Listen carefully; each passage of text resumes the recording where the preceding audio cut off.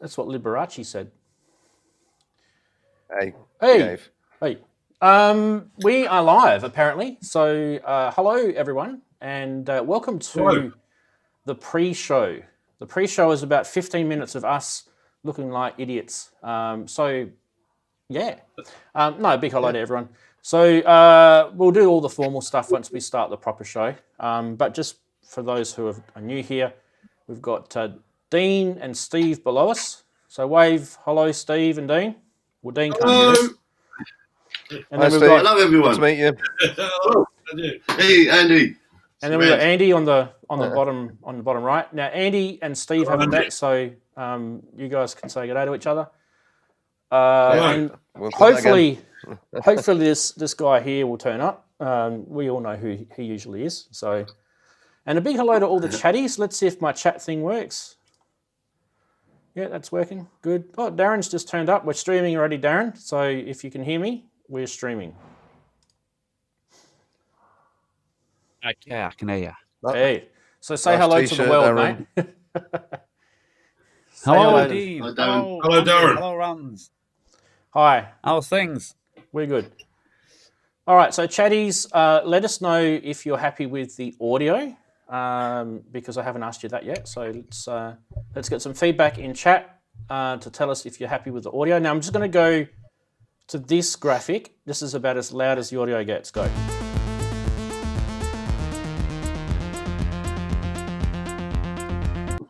All right, and if you can hear all that, let us know in the chat. I mean, I can hear it, but I don't know if you can hear it. And the reason why we ask is I could just jump on my phone and check. But why do I need to do that when you guys can just tell me? It's the same thing. Don't jump on your phone, Ranz. You'll break it. Yeah. Well, I'd have to jump pretty blimmin' hard on this one, to be honest. It's got Gorilla Glass in it, apparently. No, So, right. Yeah. Throw it down the toilet like I normally do. Oh, my wife did that. I've done that once before as well. Yeah. And Out of the top pocket of my suit.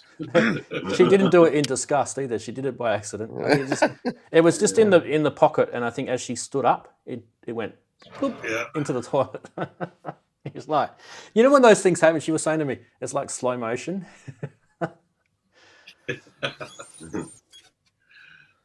All right, we still haven't heard back from people in chat to see if audio's fine. But they can hear me say Gorilla Glass because ASIO Head has just mentioned Gorilla Glass. So they obviously can hear us.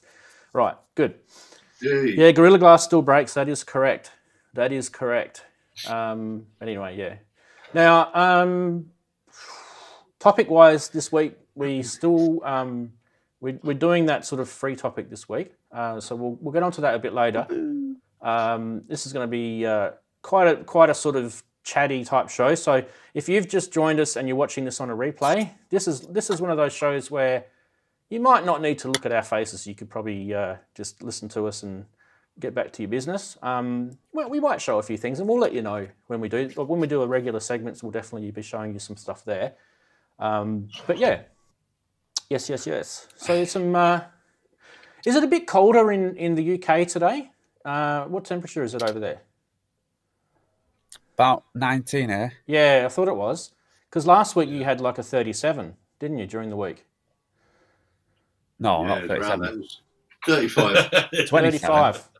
No, I got a message from someone that we all know. I won't mention his name. He drives trucks for a living, and he was showing me the temperature gauge inside his cabin. You know how a lot of cars these days, they tell you what the temperature is outside?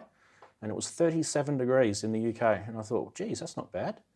That's people would be getting out in the parks. It's been hot. I don't know if it's been that hot, but it has certainly been fairly roasting for a few consecutive days, which is quite rare in the UK. It is, yeah. Well, on the flip side, I had 6.5 degrees here. And we usually have 37-degree days, like probably 60, 70% of the year here. So a 6 to 6.5 degree day here was quite chilly for me. You guys probably like, that's normal. But yeah, it's. I had my thermometer gauge outside in the garden. And it went up to 35 in the sun. So. There you go. Yeah. And depending on where you are in England, obviously some parts are hotter than others. So if you're up in Skye, let us know. It's a hello to all our Scottish viewers if you're up that way. Okay, the new. I don't know what's colder, Skye or I got a mate that lives in Aberdeen, and he swears that every time he goes for a swim in the beach, he comes back purple. So, and I asked him what the hell he was doing swimming in the beach at Aberdeen anyway. Is he got a death wish? Andy, you're muted. Andy's muted. Oh, sorry. Take a drink, everyone. I said that part of Scotland's actually quite mild, but the sea will be cold. Yeah, yeah, that's the north. I was looking at North Sea, I was looking at property prices in the very north of Scotland in Ullapool, and actually, because I seem to put this anchor into 1 sec. live in the wilderness. I've been to Ullapool. Uphill. We got a place called Uphill down here. Yeah. No, not uphill. Ullapool. ULLA. Oh, that's close. I'll try again. Uphill. Go on, wash your ears out, Dean. Honestly, or maybe it's my crappy northern accent makes it difficult for you Southerners to understand me properly, Anna. Yeah, it's Darren. Did you? Yeah, exactly. Yeah, right. Okay. Did you say you've been to Ullapool, Darren? Yeah, I've been all up Scotland, all the Highlands. Love it up there. Yeah, I absolutely do. I mean, Ullapool, it's a gorgeous little place, and that drive from Inverness to Ullapool, that road, it takes ages, but it's just absolutely jaw-droppingly beautiful. I absolutely adore it. And Ullapool itself, I had a great time in Ullapool. Yeah, I've been up there too. So I just usually stay about just outside Fort William. What's that? My uncle lives on the Isle of Mull. He went over to put the telephone exchange in about 40 years ago and never came back. She never came back. He's been up there ever since. I don't blame him. I really don't blame him. No, he's just waiting. The Hebrides, beautiful. Yeah. Steve, he's just waiting for the phone call, mate. He hasn't got it yet. Still connected. still on dial-up. All right. Yeah, Mull's a beautiful place. 8 minutes to go before we start the show. Good to see everyone YouTubing today. So, yeah, I like it. Not that we make any money out of it, but one day they'll work out a way. Well, the weather's not as warm, and the football was poor, so they're all doing something more interesting. What happened to football? I've been completely out of that. I did follow it for a bit. When the last bit I got up to was when that the Danish guy had his little episode on the field. Yeah, he had a heart attack, didn't he? Yeah. And then I kind of drifted off and did other things after that. So what did we get up to? What's the story? No idea. Don't ask me. I know nothing about it. Darren will know. I'm not the biggest follower. I'm not the biggest follower. You know my I follow other stuff rather than it's not like my biggest thing on football. But yeah, well, I think England went the same way as well. They went a bit off way. Yeah. Anyway, we won't need to bother about that. All right, fair enough. Neil, as much use as a Scotland by guard. But you know what? When we have synthesizers being released on the market, I completely sort of stay away from sport because it's like sport is like one of those things that I watch when I'm bored. If I've got nothing else to do, I might when you just got nothing else to do, you're kind of bored. Well, I'll just watch a bit of sport. But when you've got synths coming out, life's good. And we are going to be talking about some new things today. I like it. Can I just say at this point? Yep. Oh, have you? All right. Well, that's the sort of answer to a question. I put it in the chat. Feel free to just ping us some questions, seeing as we're going to be just rambling probably a bit today. So if we I'll try and keep a list of different questions that people have asked, and then we'll try and get round to them. Shall we try and get round them as we're going along? Yeah, that make sense? Who can we appoint to as the chat Monitor Man. Andy just said. Oh, I'll do that. I'm quite. So what I'll do? No. Let me set. We got 5 minutes to go. And I need nice paper. What I'll do, Andy, is I'll set up my little thingamy. Write it on your arm, Andy. See how much you can cover your arm. Here we go. Say what? That's what my arm. What's what you mean? Cut his arm. It's a mere flesh wound. Helpful suggestion. Right, I'm going to get... bloody school teacher. I've never got any paper when I need some. Oh, these days. My sister's just the same. Hey, you know what they're teaching in school now? They're teaching kids in school about writing fatigue. It's a thing. Because all the kids now are on iPads and laptops now. So when they're actually doing written exams, they get writing fatigue. I was like, what the hell? Come on. I haven't used a pen for 25 years. Come on, princess. That's what I said to my boy. He's in his final year at high school this year, and I said, writing fatigue, come on. Stop being a princess. Okay. I think it's probably just life fatigue for everyone now, isn't it? It's a society of princesses. Yeah. That's what it is. That was misogynistic, wasn't it? That was a misogynistic comment. Hey, Moog.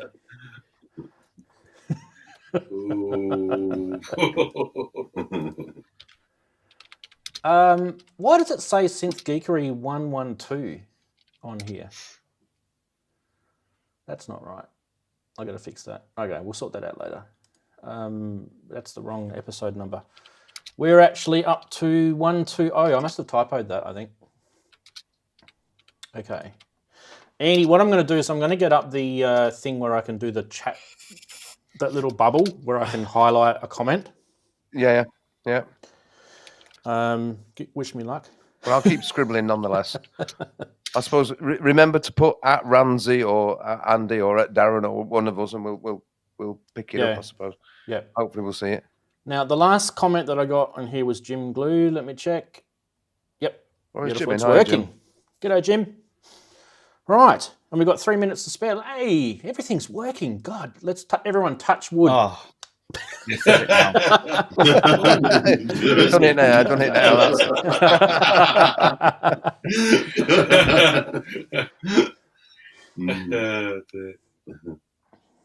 Okay. Cameras will go down. Yeah, stop that. Yeah. Oh no, Darren, he's intermittent. Like this. Yeah. God, we've set the tone for this show already, haven't we? Honestly, it's just going to be blooming silly. Steve won't even know that. Steve won't even care if the cameras go black, as long as he can hear us. No, it doesn't bother me.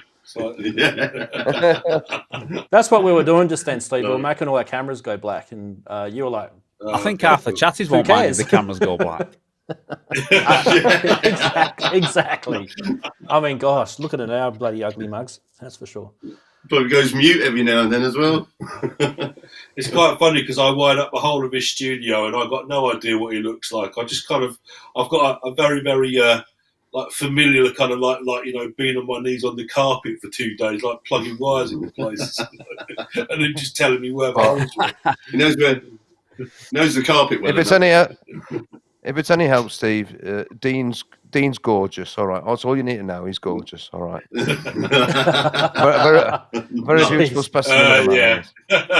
Oh, flattery. Thank you, Andy. Now and the hair on his head like the carpet. Andy's a linguist, right? And I don't know if you know about reading into people's voices and intonations and things like that, but he completely didn't sell that at all. Like, he's gorgeous. It's like... Yeah. He's been listening to me too much. Gorgeous, darling. Gorgeous. Gorgeous. Lovely. Get your best Babs Windsor voice on. Andy, not as in Andy Brooks, but Andy as in Synth Attic, has just told me that he's got some crazy eBay stuff. Send it in to me next week. We've got, we've got some space for next week. I've got a couple for this week, so I think we're good. But bring him in. Awesome. So that's just in response to Synth Addict's comment. I think we'll probably hit the button. Hey guys, let's go. Let's roll the show. Here we go.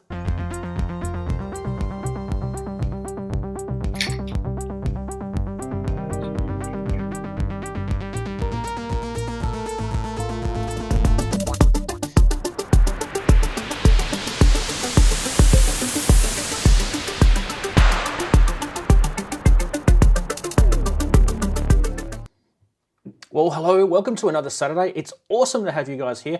We're going to be doing a bit of a free-for-all Saturday where we're just going to be chatting about synths and geeking out about that. So hopefully you'll be able to stick around and enjoy that. And also we've got some cool special guests on today.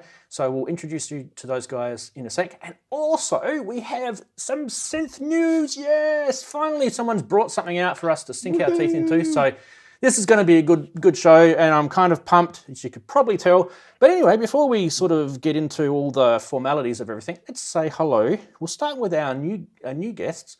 Big hello to Steve and Dean. We've had Dean on before, but big hello to Steve. It's his virgin show. Welcome. Yeah, thank you. Thank you for inviting me. So, Dean, if you could be so kind to introduce everyone to Steve. I know you've talked about him before, but let's just remind everyone who Steve is. And, if you could do that for us, that'd be great. Yeah. No, thanks, Tony. Thanks, everyone on the show and everybody in the chatties. Yes, it's Steve, my best friend and studio engineer, a master engineer and drummer. Goes around doing amazing work all around the world and stuff. And we've met and done all the studio out together, and we've worked in doing acousticdexterity.com together, and loads of fun. So, Steve, yeah, I'm also blind, so I forgot that bit. Yeah, I've been blind pretty much most of my life. I was partially sighted up until the age of 20, and then I lost all of my vision, more or less overnight, actually, and having always been kind of involved in music, then I was very lucky. I was teaching at a youth centre in Hull, and some people there got some funding and found out about a course at the Royal National College for the Blind in music technology, and I can guess you say the rest is history, really. It's kind of I've been kind of doing music education and passionate about drums and engineering, mixing, mastering, kind of ever since, and it's now become a 25-year plus kind of passion, and it's just I'm a perpetual student that likes to learn and meet new people all the time. It's great fun. That's awesome. Now, tell me if it's true, Steve, because I've got a friend who's also blind, and the rumor is that your hearing senses are, go a lot more beyond a normal person who would have vision, and you're able to hear things and notice things a lot more perceptively. Do you find that yourself?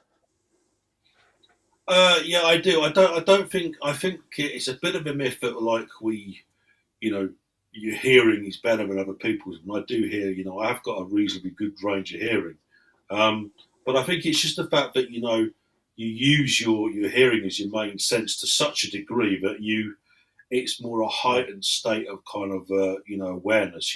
For example, I think my spatial awareness is very, very highly accurate in terms of, when I'm on a stage, I can tell straight away the kind of, if someone's kind of like, too far away from me or too close to me or, so I think, and I think certain frequency, my brother, who's a musician, he always says to me, I mix master stuff for him. He said, sometimes you can hear stuff so much that I actually find it, if you mix stuff and it's too clean, it's too good, you almost want it to be a little bit less, just because he said, things that he thinks I hear things that are things that he's not so much he doesn't hear them, he's just not aware of those kind of frequencies. Yeah, right. Yeah, I was going to say the mixing side of things would be awesome because, of course, of that spatial awareness that you talked about. So, like, with that sense, do you kind of have a 3D hearing ability? Like, you're able to sort of bring things in the mix in the foreground, in the background, in that sort of 3D sphere? Yeah, I think it's something I've developed over time. I think I have quite an in tune way of working. Depending on what I'm mixing, but I tend to kind of you know, in terms of levels, in terms of sound, carving out certain frequencies, it's kind of straight away my ears will go to something that isn't quite right, and it's maybe, I'm not quite sure exactly what isn't right, but something will kind of annoy me to the point where I'll have to go and hunt for it until I find it, and then I'll have to do something with it, you know. Or it does become more irritating sometimes than actually a skill, you know, because you're more aware of stuff, you tend to be more. I think it makes you more of a perfectionist, which I'm not really sure is a good thing or a bad thing. Yeah, right. Fantastic. Well, it's lovely to meet you, and thanks, Dean, for bringing Steve along, because we've heard a lot about him, and now we can pick his brains. So we'll get back to you guys soon. But let's go across to Darren. Darren, thanks for joining us. Welcome again. And how's your week been? It's been quite, I don't know, just so really. Nothing special. Not done anything. Nothing to report. Yeah, quite. I don't know why you say it. Quite flat week, really. Okay. Any what regards to music? What have you been up to there? Anything special? Well, all I was doing, I was stripping the last track that I did last week. I was stripping that down to send some 8-bar loops to someone, so she can have. She's going to write back at me. Let's put it that way. So that's all I've done really. Other than that, I've just been messing about. Transferring a little bit of. I've got one of those little Samsung T5s SSD, so I've been transferring some of that stuff onto there so I can use it mobile. But other than that, no, nothing. Okay. Quite a flat week. A relaxing week. Beautiful. I won't say it was relaxing though. Okay. No worries. All right, we'll move on to Andy. Andy, thanks for joining us again, mate. How's your week been? Always a pleasure. A little bit like Darren's just described. It's just been a week. I haven't done an awful lot, really, except I pulled all the cables out of my modular and started again, and realised very quickly that I'd forgotten it all overnight. And just couldn't work out. Honestly, why does that happen? You know, you've got this thing going. It was great. Yeah, it sounds really nice. So I recorded this little bit down. Just right. That's cool. That was nice. That's done. Right. Take it all out. Everything. Just strip it all back and start again. And as soon as I started again, I was going, why won't this work? Why can't I get a sound out of this now? What do I need to center there? And I was thinking, just as I thought I was beginning to understand how the damn thing worked, I've just realised that I don't really understand it at all, and it's really frustrating. So, because if I'm having a rant Andy, this week, a lot of it's accidental as well. That's why you never remember how you did it. Stuff. I think you're dead right. I think you're absolutely take photographs. Yeah, right. I was about to say that actually. Yeah, because I look at the photograph and go, these compositions are always accidental. Yeah, it's a good point though. So I just thought, well, I don't know. I thought I was getting to grips with this thing, and I've started again, and got really irritated, annoyed that I can't make it, because the last thing I did actually sounded really decent, and now I've just got it going, and it just sounds rubbish. I'm sorry to say it. I mean, I tried to put something together so there'll be a nice little sort of synthy bit for today, and it's less than inspiring. Well, you can always hear my less than inspiring later on if you want, but it really isn't that clever. I'm just really frustrated. Absolutely. Really frustrated. It sounds crap. Fantastic. Well, anyway, we've got all of us here, and then on top of that, we've also got these awesome people who are sitting patiently in the chat room, and I'm sure every week they sit there just waiting for me to say hi to them. No, I'm just kidding. It's probably when they throw their synths at the screen, actually. Right, so who was the first person? I think it was Human Error. Big hello to you with his hello beautiful people comment right at the start of the show. Native VS was second. Richard Grauks, Sonic Link, Martin Taylor, Sasquatch. Who else we got? Scrolling down. ASIO Head. We've got Keith in Watford. Assassin Art, big hello to you. Apis Lapis. And I'm scrolling as I say this. Now, Wayne Murray's there. Big hello to Wayne, and keeping on scrolling. I'm sure I've seen some other. Jim Glue we mentioned before, so big hello to Jim. Synth Addict, Andy, Corrosive Abuser. Who else have we got? I'm not sure a couple of others popped their heads in. Or did I just see things getting close to Marcus is there. Yeah, Marcus. Oh, I haven't seen Marcus for a while. Beautiful. Big hello to Marcus. So a lot of people would know Marcus from his repair videos. And we're Goose there, of course. JX, that's who it was. I saw JX3D pop in a little bit later. So big hello to Henrik. And who else? I think we've got pretty much everyone. Atto Z, I think, was the other one that I missed. If I have missed you, Paul. Paul's just popped in right on the death knot. I was literally about to hit this button. I think I said Sasquatch, didn't I? Anyway, so if I haven't said your name, throw your synth at the screen in disgust. Just get your synth like this and just throw it at the screen. And then, yeah, click the unsubscribe button. Do anything, like just rage because I didn't mention your name. Yeah, just kidding. Right, okay. We are going to do some regular segments. For those who have never joined us before, these are regular segments that we do every week. I have no idea why you want me to do them, but let's give it a go.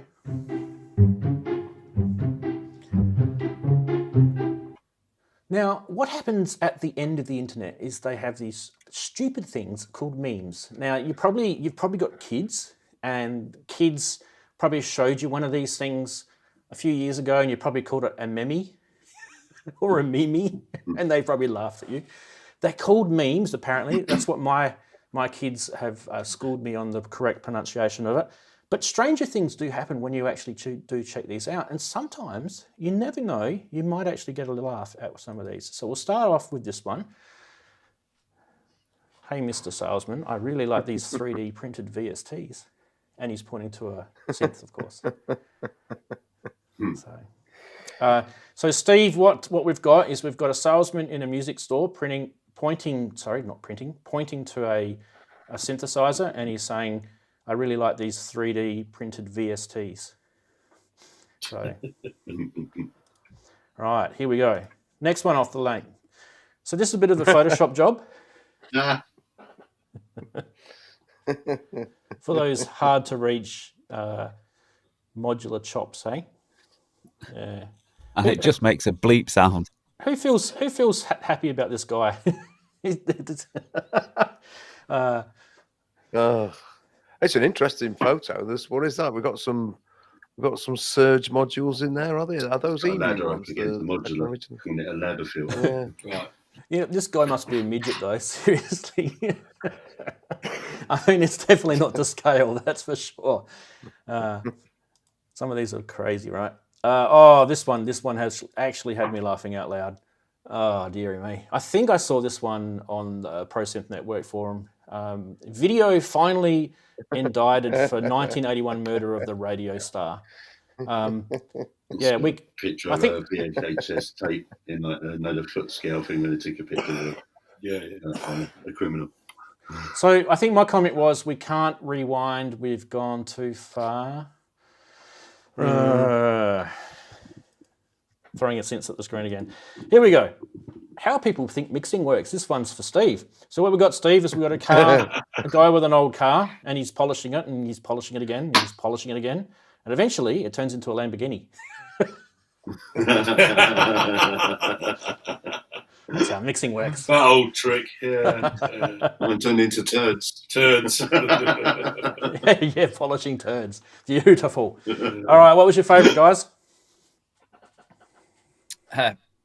Probably, I like the modular one, and the last one as well, because that's off. Should we call that the precarious ladder filter? The precarious ladder filter. The last one, polishing turds. That was good. That was good this week. I thought there was a bit of a variety. Yeah. So keep them coming in. Most of those came from various Facebook forums. One of the ones that I frequent is Synth Memes, which you guys are probably members of, and a few other places. So yeah. In chat, they're saying the mixing one was the best. Sasquatch is saying the car polishing. Sassanart saying mixing. Keith and Whitwood saying ladder filter. So yeah, a bit of a mixed bag on that one. I think we kicked a few goals. Beautiful. Right, now, exciting. We have news, and we're going to get stuck straight into it because it's been light on until now. That's right. You have reached the latest news from the Geekery. Now, most of this stuff you've probably already heard of, so let's not get too excited. This is the first one. We did talk about this last week, but we only had the teaser video. Now we actually know what it is. Now let's not pretend this is anything other than actually what it really is another take on Mutable Instruments plates, isn't it? So this is Behringer's go at what they think plates should be, and good on them. I mean, it's open source; they're allowed to do it. They gave them, you know, a nod in their documentation and website and everything like that. So they're probably allowed to do it. Now, I know there's a lot of people out there who probably don't think this is a good thing, but one thing I do like about this is you've got the this is for Steve. This is a Eurorack module, Steve, and what it is, it's a well, let me just describe it a bit more for you. It's kind of like a multiple oscillator with different algorithms. So you've got things like all your standard waveforms, plus it does, you know, what do they call it? I'm having a brain fart right now. Physical modelling, carpal physical, strong, various wave drums, shaping, FM. noises, wavetables. Yep, you got it. And also It's drums. even got speech, little speech synthesizer-y thing in it.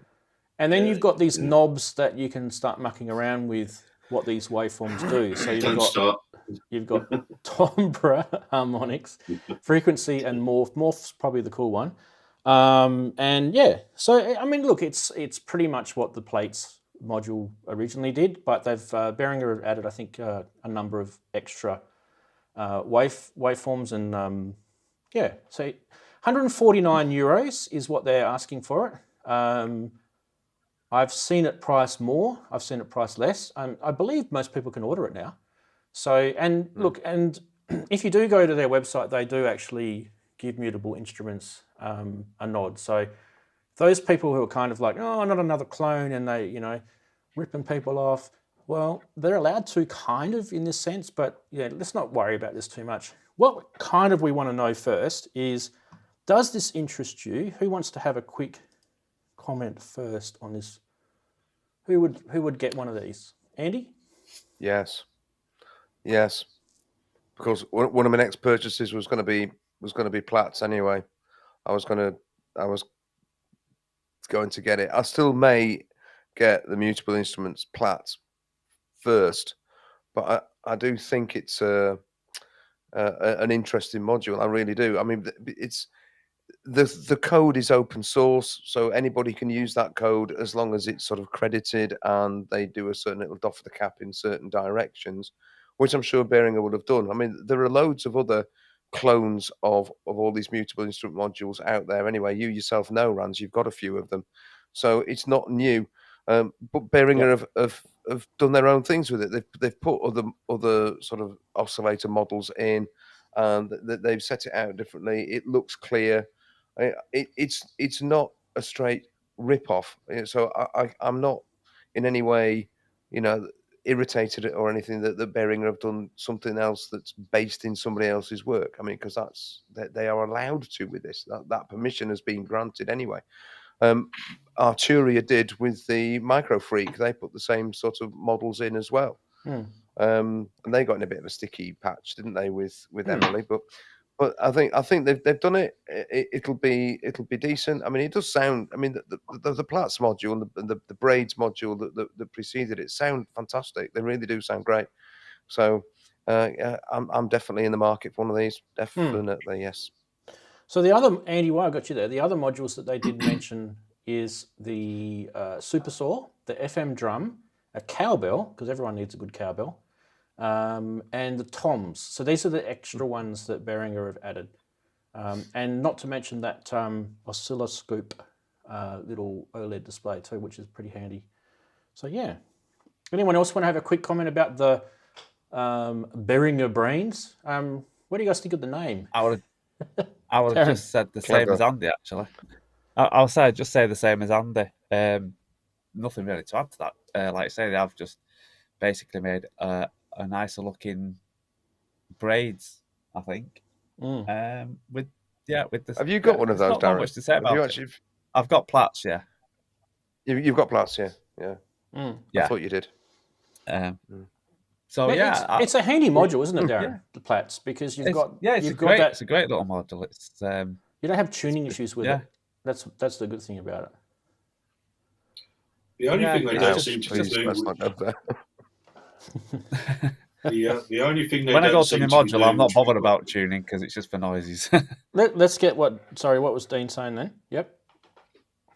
Steve, sorry. I think the only thing I'd like to see with some of these these kind of oscillations is actually the ability to be able to blend more stuff. I'm very the stuff, the technology in it is really great, but it's like, as Dean will tell you, from a sonic point of view, I'm very into blending kind of oscillation and using it more as an EQ. And I find that it'd be nice to have an actual function or something which is not a blend knob, but some kind of thing where you could actually mix actually some of the oscillation and different frequencies together a bit more easily, rather than having to sit there for hours and kind of tweak it yourself. Yeah.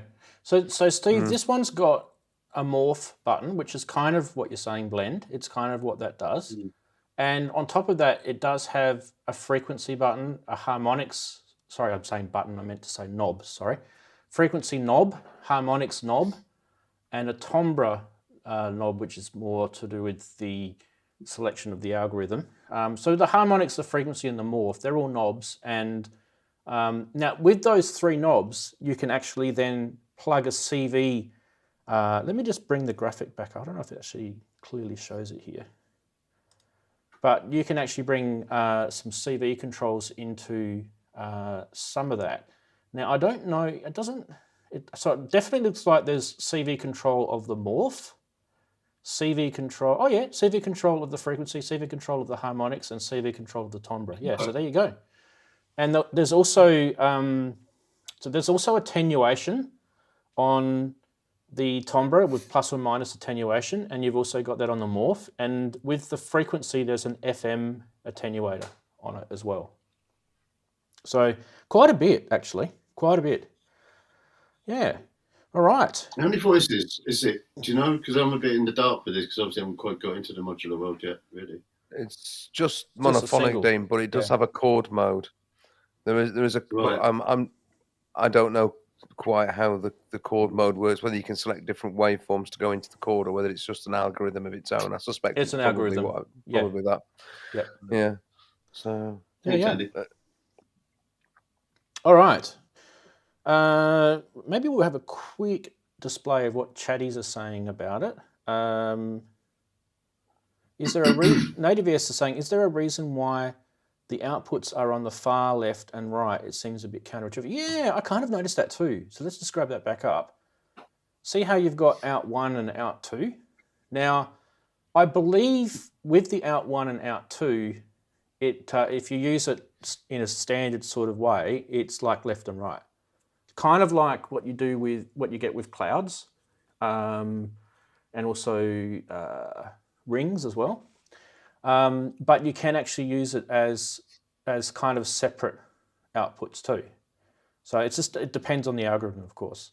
So that might be why they have them like that, because they kind of probably are making you sort of think of it as separate outputs. I don't know. But yeah, I kind of get what you're saying. Right. All right. We're going to keep going. We've got more news, and we don't want to do too much on this one. What about this one? This is the announcement that Behringer are bringing out a drum sampling drum machine called LM Drum. Now, Steve, this looks like, I don't know if you've ever seen a Lin drum. I want one. Yeah. It might be, I don't know what you saw before you lost your sight, but LM Drum's kind of like this wooden sides and, kind of dark grey metal chassis with knobs and sliders and all sorts of stuff. Kind of a modern take on it. It's got a little LED display screen with a waveform on it. What can we tell you about it? What can we tell you about it? There's not a lot of information yet, but they're saying that it's got 8 and 12-bit sampling. It's hybrid, which means that it would have some sort of synthesis in it, as well as the sample playback, which is cool. So that means you probably have some ability to sort of manufacture your own drum sounds, as well as load samples on, which sounds pretty cool. I do like, there is another photo, let me show you this too. I did like the look of the back of this thing. Let me just grab that. I love it when you see lots and lots of individual outputs on drum machines. And on the back of this, you can see there's, conga and all sorts of individual instruments. And obviously you've got the some main mix output as well, and headphones as well. But there's a lot Would you of like to outputs have on them that. all? Would you like to have them all 1/4 inch? I don't think they'd fit them on though, would they? Yeah, That's why they're all 2.5 mil. That would have been probably why. Now that kind of leads down similarities to the Arturia drum brute. That's kind of similar with the way they've got the multiple outputs on the back of that, and they're also 3.5 millimeter connectors as well. But yeah, look, that's always going to split the world. What do you guys think about the 8-bit and 12-bit samples? Why do you think they've gone down that path? Has it been deliberate, or is that because they're cheapened out on the microprocessor, or what do you think there? Because they sound better. It sounds more analog. No, it just sounds. Well, the original Lindrum was only 8-bit, wasn't it? It was. The originals were 8-bit, and then the next generations were 12, and they're just crunchy and dirty, and well, they got it's got character that way. I think it's a great choice. As soon as I saw that on the front panel, I thought, oh, brilliant, that's great. And if it means that when you import samples or you sample into it, I'm not sure quite how it functions yet. But if they then are all 12-bit samples, or you can choose it to be 8-bit, I think that's really good. I think that's definitely a good creative choice, and I'm actually more excited about this particular box than I am about the previous clones. I think this is a real interesting little box. Oh, big box. It's probably going to be quite large. Now, Andy, while we got you there, just put this over your face. Have a look up at that top section. That's an improvement. Yeah. Yeah. You've got two really interesting things there. You've got a wave designer, and next to it, you've got an analog filter. They put those on the RD8, didn't they? They did, yeah. Those. And the RD9 as well. Yep. Have they got them? I didn't know that, but it makes sense. So immediate, just get in there and mangle it up. I think it's the thing.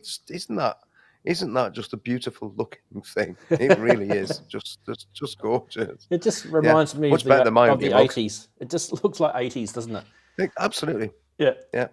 Beautiful. What about you guys? Dean, is that sort of something that interests you? Yeah, definitely. I mean, I've got the RD9 coming. I'm on the first batch of that, so I'm excited about that. And then to see this was just like, oh my God. Lindrum basically, and with all the opportunities of the wave shape, like you're saying, and the analog filter. And I was just thinking, because it is that beautiful sound, like Andy was saying, because I've got my Akai S950, it's really nice just getting down to 8-bit and 12-bit stuff. I'll definitely get one, 100%. Well, it's lovely snare drums for me as a drummer as well, like having the ability, to be able to link that in with an acoustic snare as well and trigger stuff and things. That'll be that's exciting, to kind of have a hybrid sound with different things.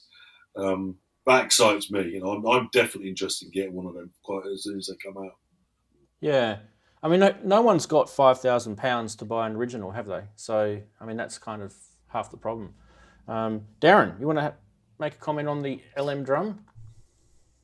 I just think it looks probably the nicest bit of kit doesn't look like a pure clone, even though it's still based on, I like it. It's quite nice. I don't know that I'd want one in my studio, but it'd be quite cool for live as well. But yeah, it's just a nice thing. And they've come up with a really nice looking really nice looking. It's like a bit like the 2600A. They really did that nice job on that. And this looks like another nice job that they've done on this as well. So time will tell when people start getting them in. I think and see what they're like and how long they last as well. I think the clincher, Darren, will be the way they've programmed the hardware, because Behringer had a bit of a name for themselves for mucking up a bit of that sort of firmware development, haven't they? Especially with the RD8. Yeah. So that'll be the clincher. Yeah, I think it's like I said. I think it's a time will tell. I won't be rushing out to get it straight away, but it would be on a list of stuff that I would like. Now, Sonic Link is in the chat is actually saying that apparently Jason Donovan thought that Lynn was a real drummer. He was quite amazed to see it was a computer. I wonder if he said that in front of Kylie Minogue at the time. I don't know if I'd be. They didn't name drop. You do those name dropping things when you're at the pub. I don't know if Jason Donovan would be one I'd be grabbing onto. It's like my name dropping. Anyway, how you going, Jason? If you're watching, good Aussie bloke. Now, what have we got left? We have got 1, 2, 3. This thing looks really. This really grabbed my interest, not because it's Eurorack, but because it's a bit of a nod to the DJ side of the world with the crossfader down the bottom. And I really like this idea. This is by Befaco. This is called the Morphader. Sounds a bit like Darth Vader, doesn't it? It's got crossfading multi-channel CV and audio. Now the and audio bit is also why it's interesting. So it's not just CV or it's not just audio, it's both. And that makes this actually pretty cool. So what you can do is you can crossfade between 2 CV or 2 audio sources. And on the CV side, you can be moving, for example, from one LFO to another. You can change envelope shapes. You can combine modulations. Or on the audio side, you might just want to swap oscillators or crossfade them. So there's Steve, there you go. You've got a bit of a morphing, crossfading oscillators. There you go, on the Eurorack level. Now, apparently it's not like a switch to click from one side to another. It's a proper crossfader. So the actual electronics behind this thing does it properly. And that's the bit that's got me interested, because obviously they've got a finger there for fader lag. Yeah, it's got some smarts behind it and how it would do that. Then you've got 4 channels. So each of the 4 channels is a pair of inputs. You've got level, attenuators, CV audio switch. The output blends come out of the bottom of the module. For each channel, there's a CV input to the control of the crossfade. So you could be routing, for example, an LFO to glide between 2 things, or programming a sequence as it blends, at the same time. The bottom of the module is a physical master crossfader that crossfades the whole lot, all at once. And if nothing is plugged into the other outputs, all the channels appear to be mixed. And an output 4 brings a lot of interesting changes to a single convenient output. So it's kind of like, you can see on the bottom where you've got the 1, 2, 3, 4 with the red rings around it, and on the 4th one you can just see, it's very hard to read on here, but it says mix. So that's what we're talking about there. 250 euros fully assembled, or you can build it yourself for 170 for the semi-solder kit, or 40 just for the PCB set, and you can go and order your own components. So depending on how good you are, build it yourself for as little as 40 euros. Now, if you do want to see more about this, what I am going to do is I'm going to give my good mate Robin from Molten Modular a plug, because he did a really good stream on this the other day, and I just want to give him a plug because he does a lot of good work, Robin. So there's the link. You can go check that out later. Let's take that off and we'll get some comments from the gentleman here. Who wants to talk about the Befaco Morphader? I like it. I think it's a great idea. Yes, I think that would be in my rack. I think it'd be great for live. If you play your modular live, that'd be cool. Yeah, I like this. I like it. Yeah. But obviously, I would buy the expensive version because I wouldn't be trying to put it together. Now, Now, Darren, you're quite aware of the IntelliGel products. There is a product that IntelliGel make that's kind of similar to this, but it doesn't do the audio side of things, and that's the Planner. And the Planner 2, you've got that joystick control. That actually does proper CV crossfading. What I'm interested to find out is how different the electronics is with the crossfading compared to something like that, the Planner 2. So if anyone in chat knows, let us know in the comments. What about you, Dean? Is that something that interests you? I know you're going down the Eurorack path in the future. Is that kind of a bit more down the advanced sort of part of it, or is that kind of something you get sort of early in the piece? Yeah, for me, probably looking a bit advanced, I'd find more, but I do like this cross-fading idea. That's really, really cool. And I'd like to get to know more about the module. So thanks for Is It Multimedia. I'd like to check that out and see more about that. But yeah, that totally interests me. That kind of fader idea, I've got nothing really to do that kind of thing in here. So yeah, really useful. Now, I don't know about you guys, but if you've ever used the DJ gear, like the Denons and the Pioneers, and even the Octatrack has a decent crossfader on it, they have a certain characteristic about how they behave. So if you've used that sort of product, you know that you can flick them, and they've got a certain engineering characteristic about how they've been built. So I'd actually be interested to know whether this thing is a proper like crossfader, if it's just a standard slider that you would see on a mixer or from the electronics store. So if anyone knows, let us know in the chat, because I think that could be, that could be a selling point if that had the real sort of DJ level crossfading on it. Because I know there's a lot of people that love that feel. It's all about the feel, when you're DJing. Let's see what the chatties have got to say about the Befaco.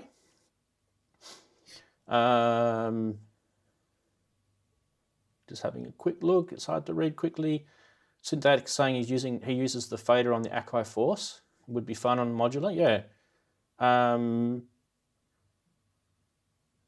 Yeah. So looks like a lot of people are probably in the same boat as us, and it's something that has pricked our ears, and we should be checking it out. All right, let's go on to the last item of news, which is this one. This was picked by Steve and Dean. I gave them a choice, and this was the one that they chose. So they want to talk about they want us to talk about the engineering update from Behringer on their CS-80 clone, which is called the DS-80. And what they've talked about in this latest post is that they have conquered the voice from reverse engineering. And it shows their workbench in their R&D facility in Manchester, just down the road from Darren. Actually, Darren, you could probably hit a few golf balls onto their roof. The Midas engineer, John Price, has been analysing the circuits of the original CS-80, and all the components in that synthesizer no longer exist. So he has to, measure every function and find ways to replicate them using current available components. Now that's the key that I want you guys to file into the back of your memory there, that little point there, that a lot of the components that they used in the CS-80 are no longer available. So what Behringer are trying to do is replicate them using current components. Now, if this was going to be a true CS-80 remake, they would actually have to manufacture to the engineering specs all those original components. But what they're doing is they've decided to try and get the functions to replicate using what's available today. Now that might actually have a bearing on how this thing sounds in the end. But if we read on, what he's saying here is that he feels that the voice is basically 100% identical to what the original performs. So critical functions like the VCF and envelopes as well. So there you go. It's taken about a year to get this far. I don't think that's actually really that extraordinary that it's taken so long, because I don't know if you guys have ever seen pictures of inside a CS-80, but that thing is it's insane how complex that thing is. I'm sure even Yamaha people probably scratch their heads nowadays to maybe it was built by aliens. I don't know. It's an amazing synth. But so, what do you think of that news? That we've potentially got a DS-80 or a CS-80 clone coming soon to a studio near you for less than £20,000. That's for sure. Dean, since you chose the subject, I'll give you the first crack at that. Yeah, thank you. Yeah, I can't wait for this. I mean, I've just got a few things on my hit list. I'm going to get a Duke to the 6, but I'd never buy a CS-80. You can never afford that one. Yeah. So this is one of the ones that I was just like, been waiting for a long time. So I'm really excited when I heard that news on the voice board. So I'm hoping that it won't be too far away, because it's just going to just one texture of type sound that I haven't got, and that's just what I want, to feel the gap. Now, just to drop a few names while I've got you there, Dean. At Midas in Manchester, I mentioned John, who is John Price. He's like their analog guru. He's been working at Midas for years. And there's another guy there called Amek and Rupert Neve. Now, there's some names to drop, right? So these guys are working on this project. That's actually a pretty decent bunch of guys to be working on the DS-80 clone. Would you agree? Yeah, definitely, especially Rupert Neve being involved. I think it'd be, some of the technology they're using at the moment, and some of the kind of things they're doing with like cloning these synths, and kind of, especially like, if they're able to get the the sounds like as exactly as they were, that's kind of amazing. It just shows where the technology's kind of gone. Yeah, there's another photo I could grab and bring up for you guys while you're there. Just give me a sec. I'm just going to chuck this in, and it's not like critical that we show this, but yeah, it's a bit of eye candy. We love eye candy in this show. This is really not going to help Steve at all, but this is for everyone else. It's all right. There's just what it is, Steve. It's a picture of a bit more of the circuit board plugged into some oscilloscopes and some measuring equipment, just to sort of show what they're up to. I think what you can see. Are they giving any idea of what kind of price that's going to be released at? Oh no, it's miles away from that. No, yeah, miles away. Okay. Miles away. But I know Yuli's going to be really big on making this affordable for the masses. So this won't be. It probably won't be much more than a DeepMind 12. That would probably be my guess. So. It's a Yamaha here. So I was thinking about the coloured buttons I haven't got in. I've always coloured buttons are really important for my equipment. But the Yamaha, the Electro, that comes very close from this close generation. The organ just here. Yep. To the CS-80. So similar sort of years they came out, wasn't it? Yeah. I've got a friend who's got one of those, and they actually sound beautiful too. Andy or Darren, want to make a quick comment about the DS-80 progress? I'm glad they're doing it. Waiting a couple of years before it comes out. I'm with you, Darren. I think it's a while off yet. Obviously, if they're just still messing with voice cards and circuit boards and trying to get those sounding as good as they can, well, good. That I can wait. Vaporware, really? No, they're just keeping us dangling on a string a little bit and keeping us interested.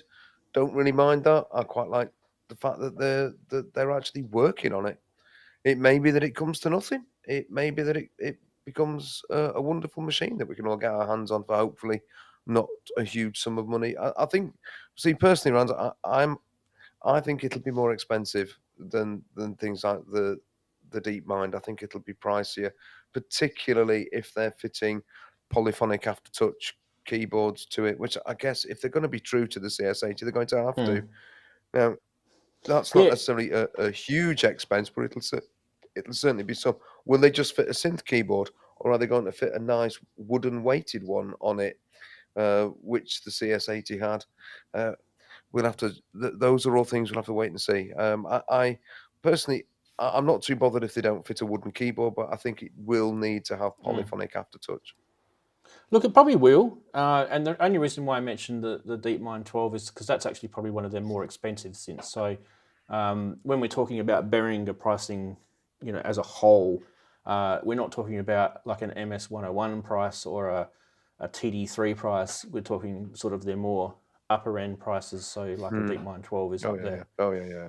That's why I mentioned it. Now, no one knows. Nobody knows what it's going to be. Not even Behringer knows. So, you know, to talk price on that, it's you know, there might be some crazy factory fire.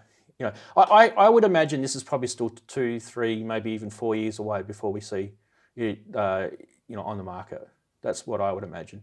I mean, if you look at how long it actually took them to, I forget whether it was the RD8 or the RD9, but one of the two took them a long time to develop. Like we're talking 4 or 5 years.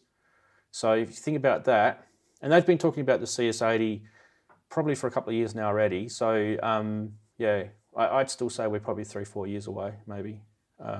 Maybe not. Who knows? Yeah. Depends on how quick. They need the ribbon strip as well on it as well. And I think it's going to look at £1,000, I'd have thought. That'd be plus. Yeah, look, it's probably around that. But I mean, it might be £2,000. We might not, you know. Yeah. It might be like done like a flagship. They might give it a bit of a you know, polished sort of end result. Look, the DeepMind 12 in terms of quality is actually really quite good for its price. So it's really heavy. It's quite well made.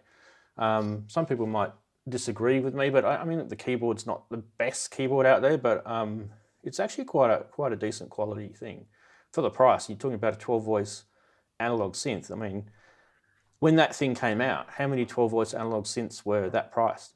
0.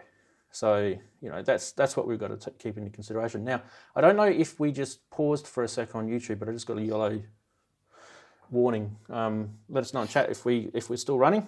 It's gone now though, the warning. We do have no more news, but hey, cool. How cool was that, guys? We had some stuff to sink our teeth into. That was new products. You know, that's good. We want more products. Let us have them. What do we got now? We've got Price Watch. Oh yes, Price Watch.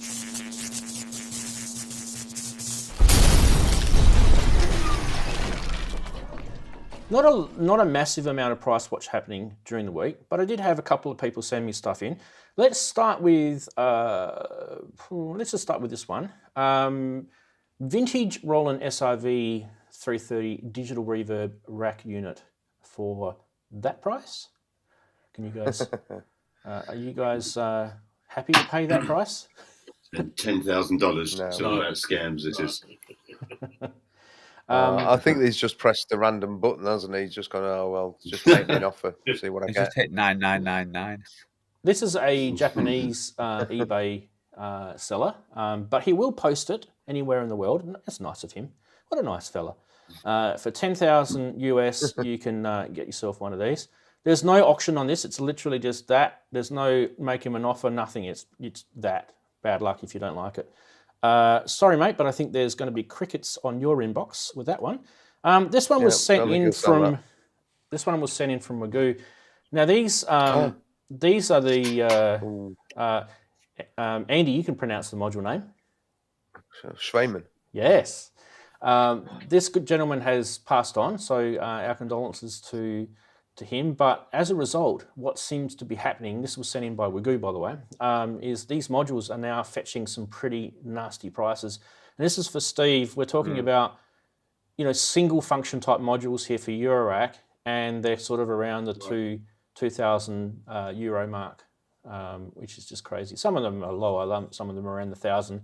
But they're things like LFOs for 1,000 euros. It's just crazy. Just because the guy isn't around anymore and he can't make them. Surely he would have left schematics. You know, someone could remake these. It's not like you know, it needs his sweat on them. I mean, obviously we're not being insensitive to him, but we're talking about people taking advantage of someone passing on. I don't like that. I find that unethical. But hey, Wagoo's just said they're in Swiss francs, so it'll actually be even more. There you go. I think 1 Swiss franc is worth more than £1, isn't it? So they're even more expensive. Indeed, ouch. Well, actually, so let me just leave that up there. Let's just do a quick one.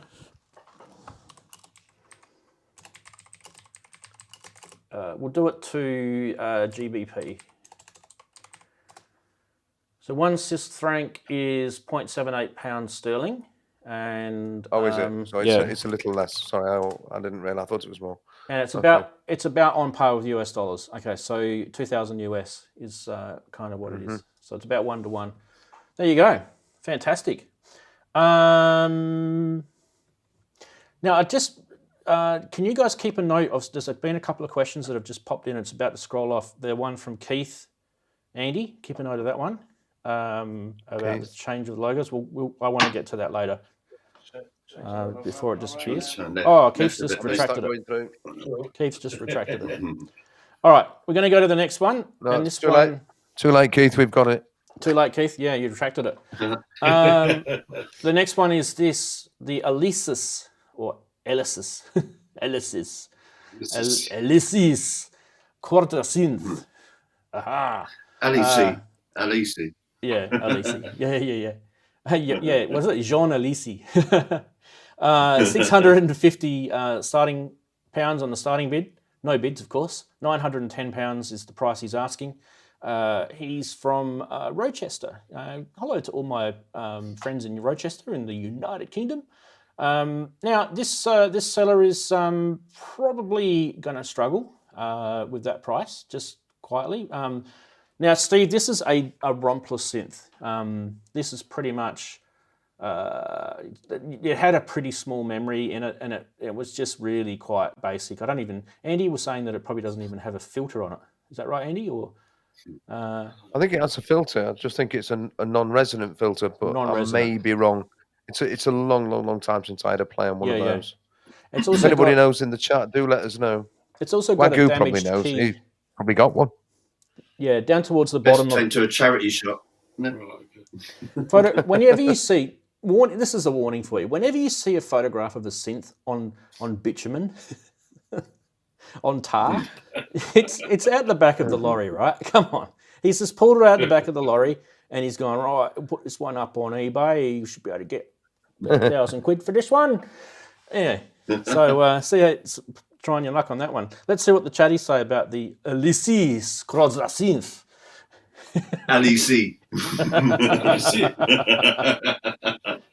For you can get it for £2,000. Haha. Ben said he's never heard of the quadrasynth, to be honest. Yeah, they're a little bit of a rare one. Late 80s. I think pretty it was basic. Elysis' first synth. I think that was the first synth they brought out. It was pretty big. It's got a 73 note keyboard. All the sort of knobs and buttons have got like a rubber coating. So you got that big dial, and it was very, very rubbery. Well, actually, you could grip them. It wasn't unpleasant. It was actually quite nice, if I remember. But it was, it was of that period. It was the late 1980s that thing came out. Now, I'm not cheating at all. I haven't looked at vintagesynths.com at all, but 64 voices, 48 kilohertz linear samples, 16 megabytes of expandable to 24 megabytes on a PCM-CIA ROM and RAM cards, plus two 24 megabyte expandable to 32 megabytes using those extra cards. It's 16-part multi-timbral, which is using probably the general MIDI thing, I'd guess there. 4 onboard effects based on the Elysis Quadraverb. That's probably the best part about it, to be honest, because that's actually quite nice. That's quite nice. I love the Quadraverb. Yeah. 76. I loved it. I've used it. I've used that reverb for so many things over the years. Yeah. I love it. Yeah, it's a really nice unit. It doesn't have an external audio input, I'm sorry, so you can't use it just as a Quadraverb unit. But on your 76 velocity and aftertouch sensitive semi-weighted synth action keyboard, in this particular case, you'll have to cut your finger. You have to cut your finger on the bass note. It does have MIDI, and it also was built around about 1990. Yeah, the MIDI spec was pretty good. It's 16-part multi-timbral. I'm pretty sure it was. You got big multis on it. It was definitely that period where every synth that came out was multi-timbral, because if you didn't, you wouldn't sell any.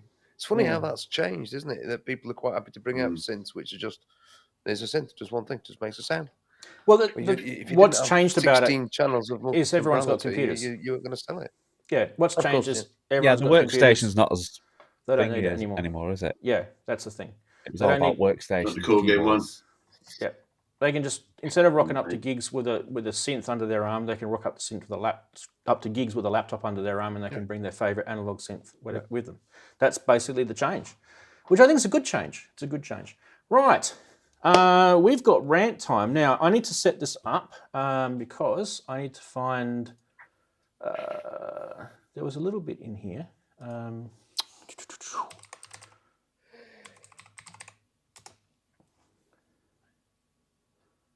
Where did okay. Just trying to find where I got the rant. I was just going to say, was that Morse code for dinners ready?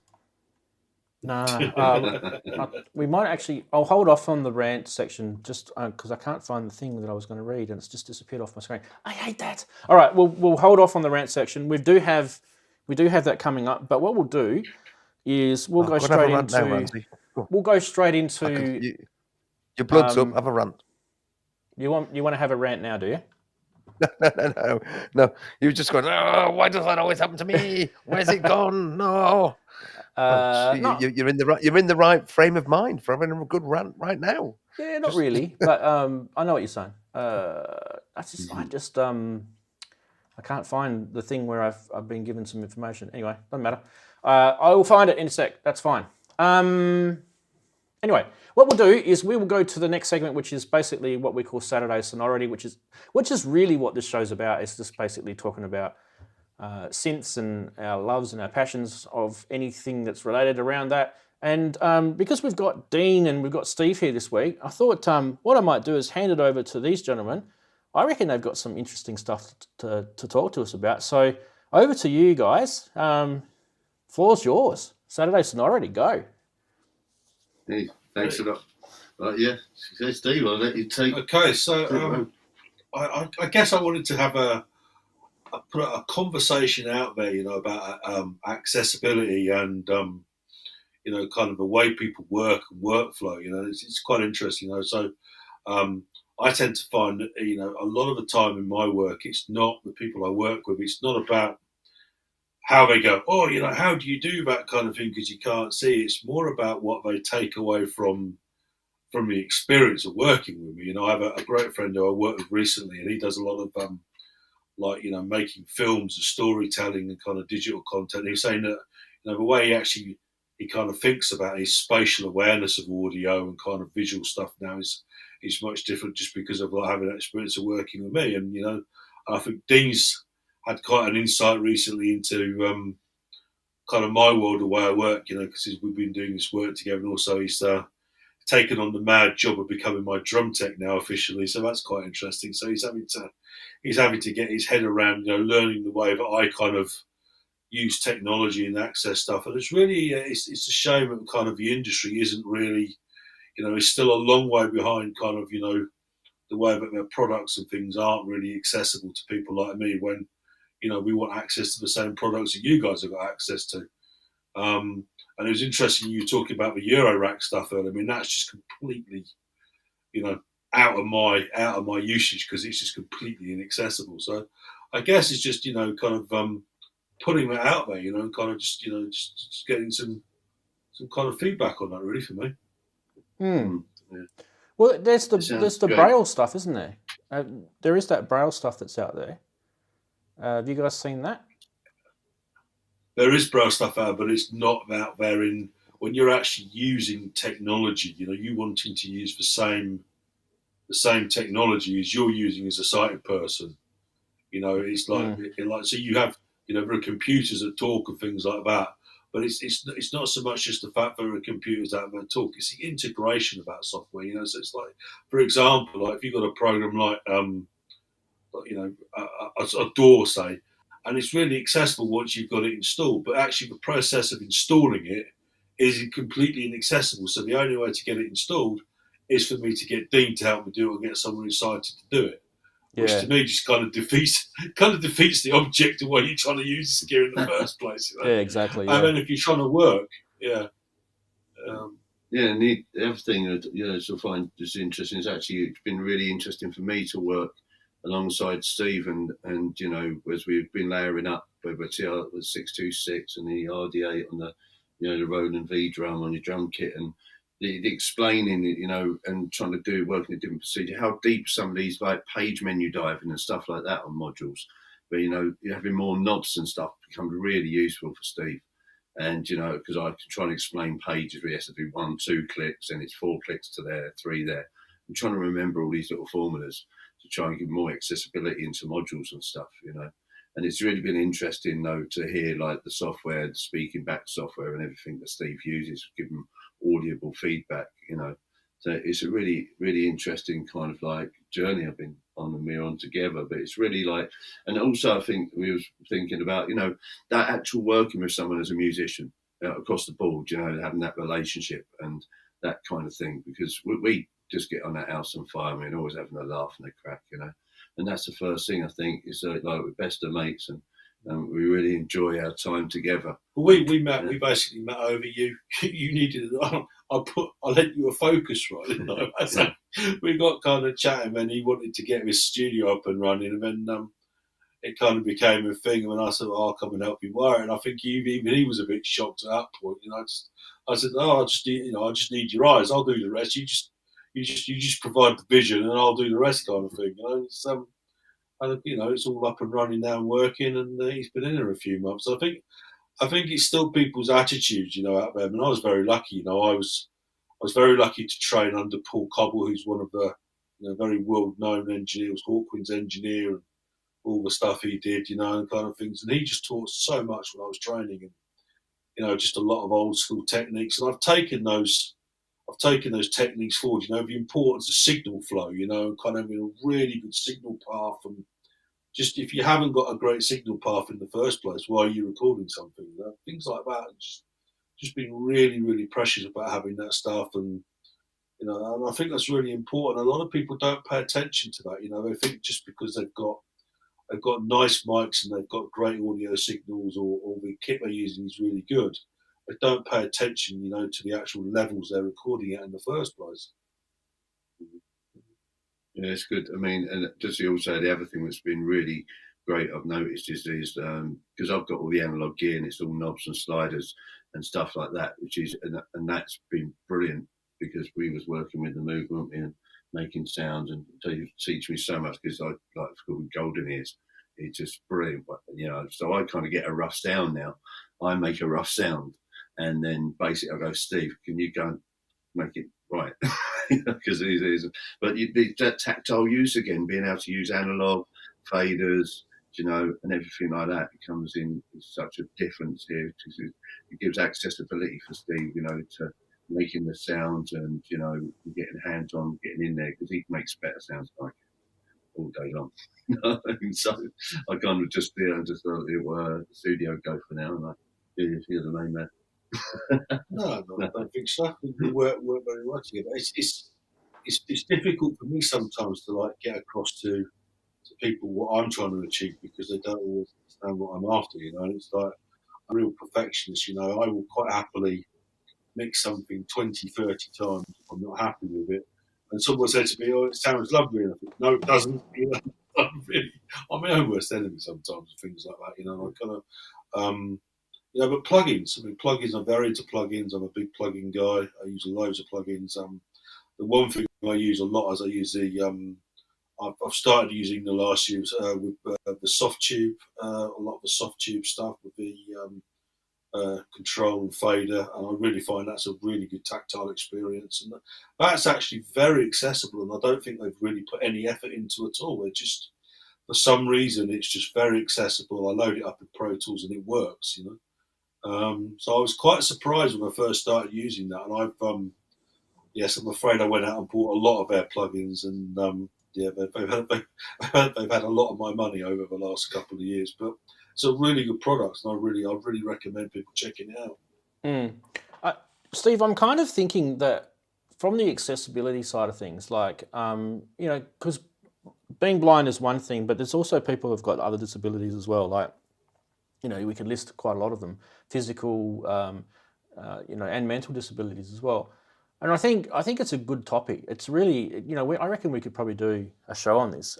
So I think in the future we'll put a pin and flag that for a show. And I think what we can do is do a bit of research, try and get some, gather some people who are good in the industry at making accessibility, because there's kind of two things, isn't there? There's accessibility in software and there's accessibility in hardware. And computers and their operating systems are quite. You've got your operating system's accessibility features that you can turn on to help you with, when you're hovering your mouse over something, it can read out to you what it is, and there's all those sort of things that you can do. I think it's just a lack of awareness as well. I think there is actually, it's even more simplistic than that.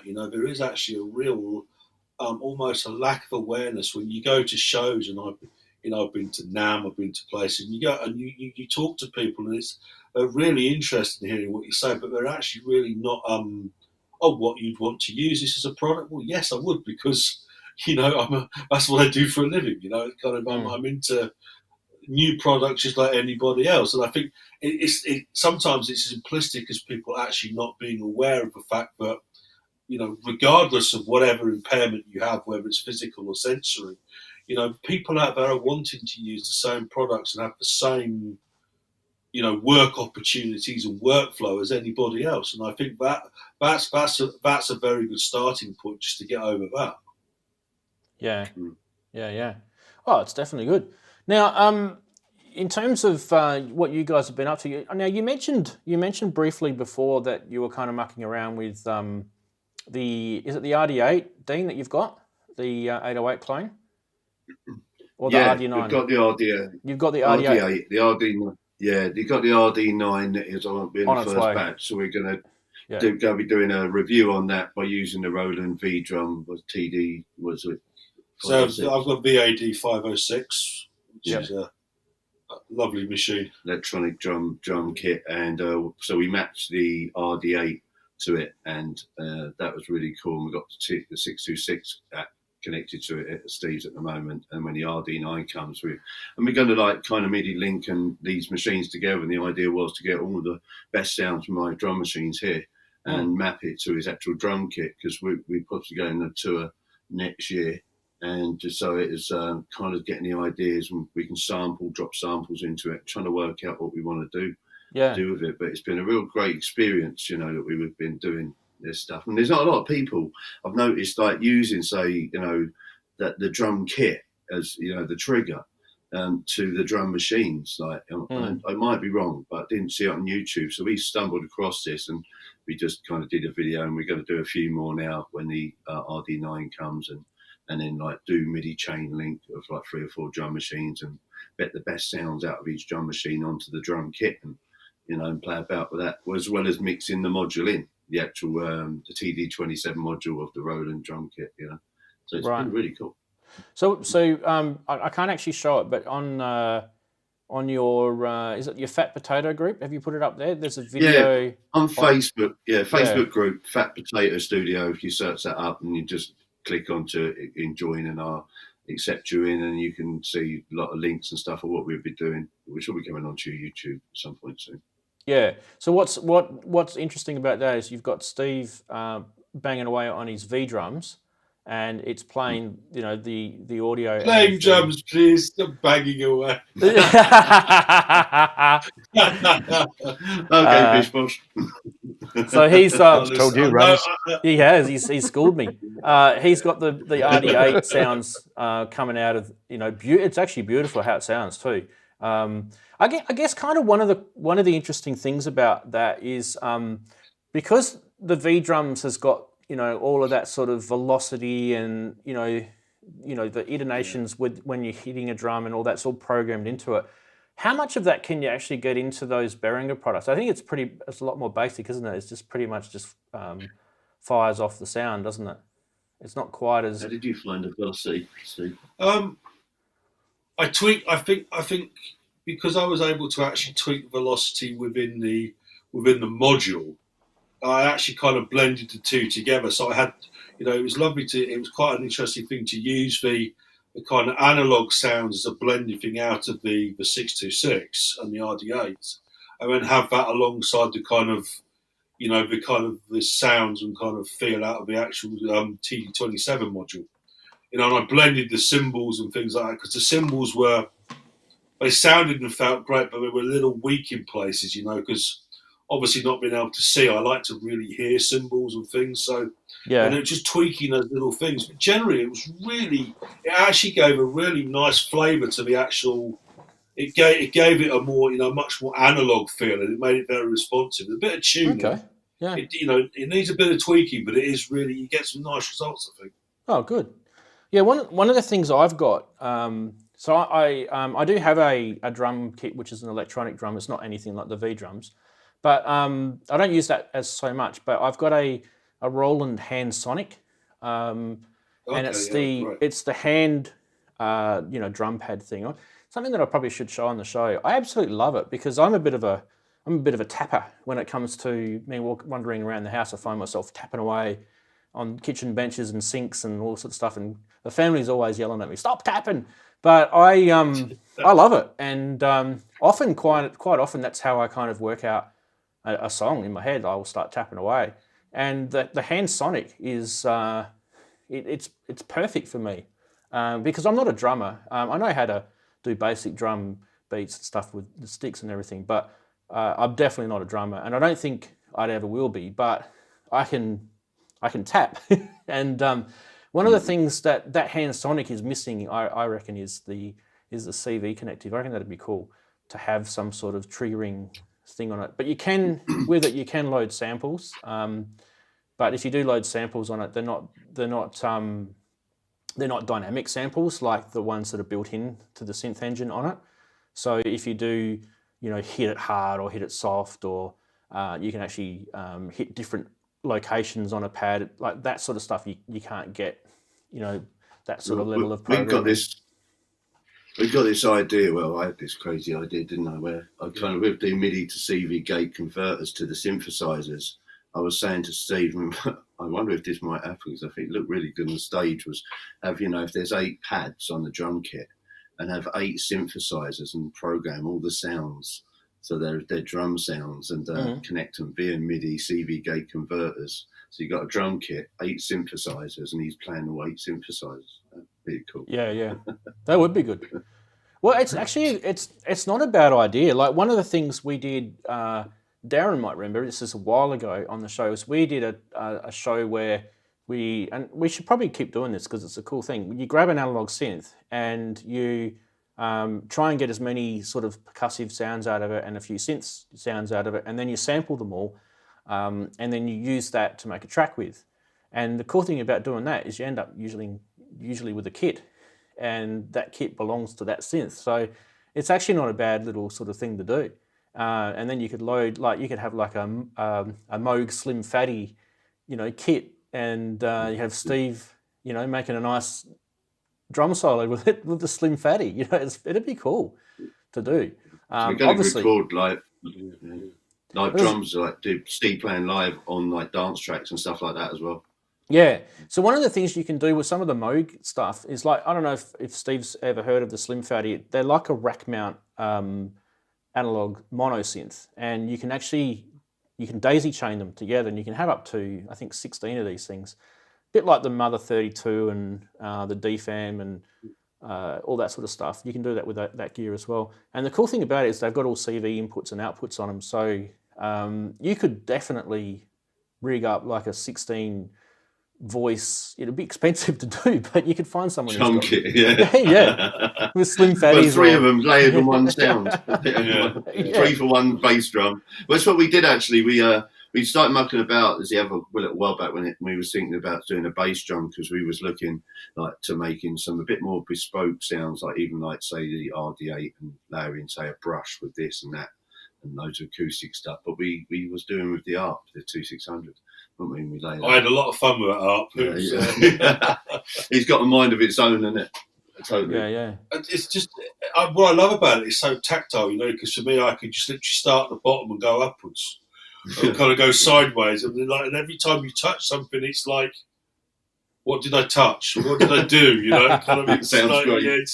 It's gone off on another tangent, kind of thing. So it's quite. But that's the great thing, that tactility for me, working with something like that. it's kind of like, it's great because a lot of the times if something doesn't work, I get frustrated very quickly. I can't use it. And I think the stuff I've been doing with Dean's been good because I've been able to kind of get a bit of a bit hands-on and get excited around some of this gear. And like, I can mix that and match that with, say, if I've got a drum, technology in my module with my Roland kind of triggering other things.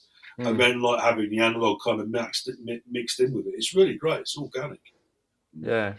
We used the MS-20 and the ARP, wasn't it? And what was the other machine? And that was it, the grandmother, to do the bass drum. It's just a really interesting process trying to create all these different synths and mix them together. That's a good idea. Now, look, we got some questions coming in. Now, Andy, should we just flag them? I think we'll start with, where was it? There's a few.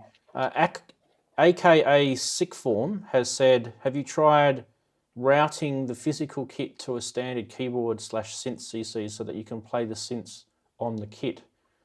So I don't know if that was who that was directed to, whether it would be directed to you guys or me or what. But then he goes so that's on. The idea.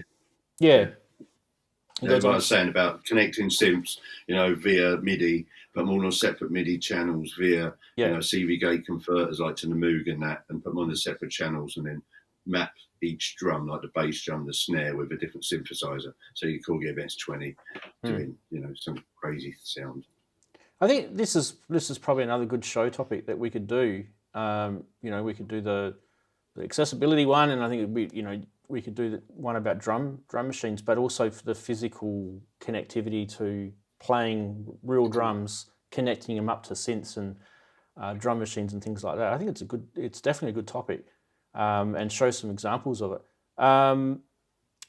Adamski's asked, let me just flag this one. No,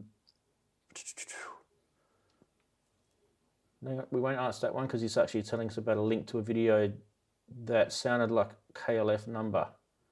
What one's that? Yeah, it's one on his channel, so I'll have to go and have a look for it, and I'll ping it you over. All right. Well, if he's okay for us to remember what that was now. We'll ding that up. Now, I think we're at the part of the show where we were going to sort of ask you guys in chat if you've got some questions to ask, whether it's to Steve. I've written a few down, Rams. Yeah, we'll go to those first, Andy. So questions to Steve and Dean, Darren, or Andy, even, or even me. God help you. Now, what do you want to do first, Andy? You want to start with the questions first?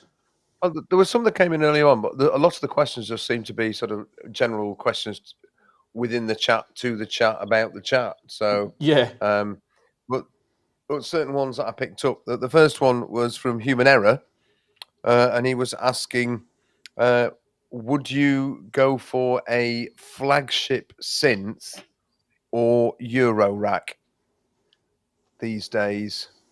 Okay, so he was which just I thought asking, was an interesting question. So he was just asking a general all question. of us. Yeah. So do you want to go with that one first, Andy? You go with an answer for that first. While we got you there. Oh, what I typed into the chat earlier on was right now it's all going into Eurorack. Any available funds is going that way, and will do so for a while yet, I think, until I have built it up to how I would like it to be. However, I've said before on this channel that when this thing here eventually gives up the ghost, which I'm sure it will at some point. I mean, it's still going strong. There's nothing wrong with it. There's no faults or anything that I've noticed. But I will need another polysynth at some point, and then I'll be asking myself the question: where do I go? Whether I could justify hawking out a couple of £1,000 for something like a high-end Prophet or an OB6 or the Poly Brute, that's a different matter. But certainly, I suppose it's what you're up to at that particular moment. So that's me. It will be going to Eurorack for now. Okay. Now we'll do Steve and Dean. Same question. For me, it would be Duke to 6. That's what I'm going to get. As in, I would go into the synths, flagship or something amazing and new come out. But I haven't found anything that's really tickled my fancy. But then, with this lot in here, I struggle now to think of things that will add. Dean, you've got a room full of flagships. Yeah. What does he need? I know. I'm trying to stop him from buying anything else, guys. Yeah. I think for me, probably at the minute, Roland TD-50X. Probably at the moment. And I've already got, obviously, I already own a VAD 506. So at the minute, I'm not really tempted to upgrade that to a 706 because that's just, it's overkill, for me. I'm probably some of the ADP stuff that's come out is really interesting as well. Some of our modules, which are much more just sample based. And you can have a lot more control over your own, your own samples, and having samples from my own acoustic kits, which I own, and acoustic snares and stuff, like having a much more personal hybrid system rather than, Roland say, this is how you have to do hybrid drumming, and if you don't like it, tough. And as much as I love the Roland stuff and all the stuff I use, sometimes it's a little bit kind of. It feels too much kind of factory based. You don't really. I would like to see an acoustic kind of hybrid electronic, which is maybe has got a bit more personalisation to it. I think in the future. Yeah, isn't there a Yamaha one? I know I'm pretty sure they made it like in the 90s or early 2000s. It's insanely expensive, but I was under the impression there was a Yamaha drums, hybrid that had physical modelling in it, and it was insane what they went into. I don't know if that's still available or what's happened with that. Someone might actually know in the chat. The 706 is insane though, So yeah. Prices are, we're goose saying on chat. Prices are mad. To be quite honest, I still think you can't beat the TD-20X, which I own. I still own. I still use it. I still use my TD-20X all the time, because it's just amazing. It's a really good module. Yeah. So it sits on my desk next to my TD-27, and I've got every intention to continue to use it. And I think these things the samples are never as good with the electronic drums, I think, but in terms of that things, because I've realised that with the 626 and using some of these machines alongside it, I think the hybrid way is the way I would go. I'd probably buy this Lin drum if it comes out. I'd probably buy a couple of the ADP route, maybe have that as a secondary module. But it's a lot of money. Have you ever tried the Nord one? What do they call that Nord drum thing? It's like a virtual analog, synth based. The drum synth. Yeah. I've not actually used it. I've not used it. I've heard about it. I've got a Korg WavePad Global, which is sitting in the corner of the Dean's studio somewhere. Yeah. Which I've quite liked. That's been quite nice. I've used that on a lot of. I did some percussion stuff for a film for a friend of mine at the beginning of the year. Yeah, and that was really good. I mean, that sounds incredible, that thing. Goose just told me, it's called the Nord Drum. I thought it was like something Nord Drum. Yeah. I couldn't remember what it was called, but there you go. And speaking of those Korg things, I actually am still waiting for Korg to bring out that drum machine that they announced a little while back. I haven't seen it yet. Do you guys remember they announced that drum machine? Geez, when was it? Maybe even 6 months ago. Vaguely. The most disappointing thing about the wave pads from Korg is having no MIDI in and out on them. That was the only thing that let them down, really. Yeah. They just did it on the cheap, didn't they? That's all it was. They just the sensitivity is amazing. Yeah, brilliant. It's a good bit of kit. Cool. The whole thing was they were just. It's like being stuck in drum jail with that thing. That's really what it was. Like you had to use what was in it, and then bad luck if you wanted to do anything else. It was it's like drum jail, like punishing us. I needed MIDI because of my timing so awful. I've never had a problem with timing. That's something that I'm lucky. I'm you know, and I can understand why people would have that, and I think it's because over the many years, percussive wise, I've always just banged on things, on surfaces and on doors and cars and steering wheels, and you know, I've just always been a tapper. So, and I think that sort of stuff helps. Like if you just keep at it, you'll get better at it. It's a practice thing. A lot of drummers that I speak to say the same thing. I think everybody should do a little bit of drumming, especially for timing. It's so helpful. You know, you don't have to be an amazing drummer, but having to be able to hold down a decent beat for 2 or 3 minutes at the same time is really helpful for your timing and laying down synth or whatever you're recording or whatever you play. Yeah, I don't know where it came from. I mean, obviously I did piano lessons when I was a kid, and my uncle was a drummer. I think it's in the family, but I think at an early age, I actually joined the military, and we were doing, you know, basic training for months and months. You know, we were doing drilled marching, and they used to always make me go up the front. And I reckon it was because I had a good rhythm, because they always want the person at the front. He's the one that has to keep everyone in step. Yeah. So, you know, when you're marching and you're marching for ceremony sort of thing, everyone has to be perfectly in step, because it looks beautiful when you're looking at it with hundreds and hundreds of, you know, military people marching in step. It looks amazing. So I was always chucked up the front, and maybe some of us have just got natural built-in, you know, rhythms with our you know, bodies, basically, limbs, legs and hands flying about to rhythm. Now, more questions, Andy. Oh, Darren, sorry, we've missed Darren out. Sorry, Darren, did you want to answer that same question? The polysynth or the Eurorack? I'll say on one day I think more Eurorack would be nice, and then on another day when I just can't deal with the Eurorack, a nice synth would be nice. But I think with Dean, I would love a really mint condition Jupiter 6. Yeah. Now, Andy, you've just sent me a link. That's to that was from Adamski, one of his DIY projects.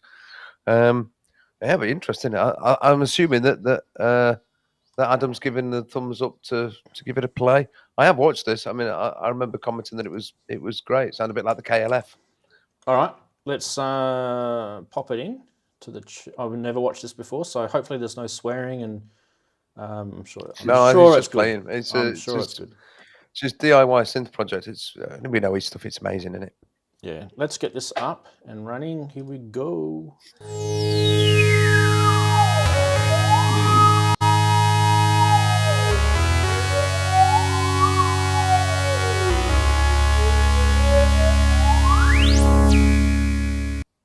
Oh, that's just a real short thing. Did we get the wrong one there? I sent you 2 links. He might have sent me another one. Okay, hang on. We got the wrong one. Sounded lovely, though. Oh, here we go. This one's a bit longer. Oh, it does. His machine sounds great. Yeah. Yeah. This one's longer. Let's change it to this one. Oh, there we go. We just did an intro for him. An intro with a pause. Okay, let's get this full screen and go.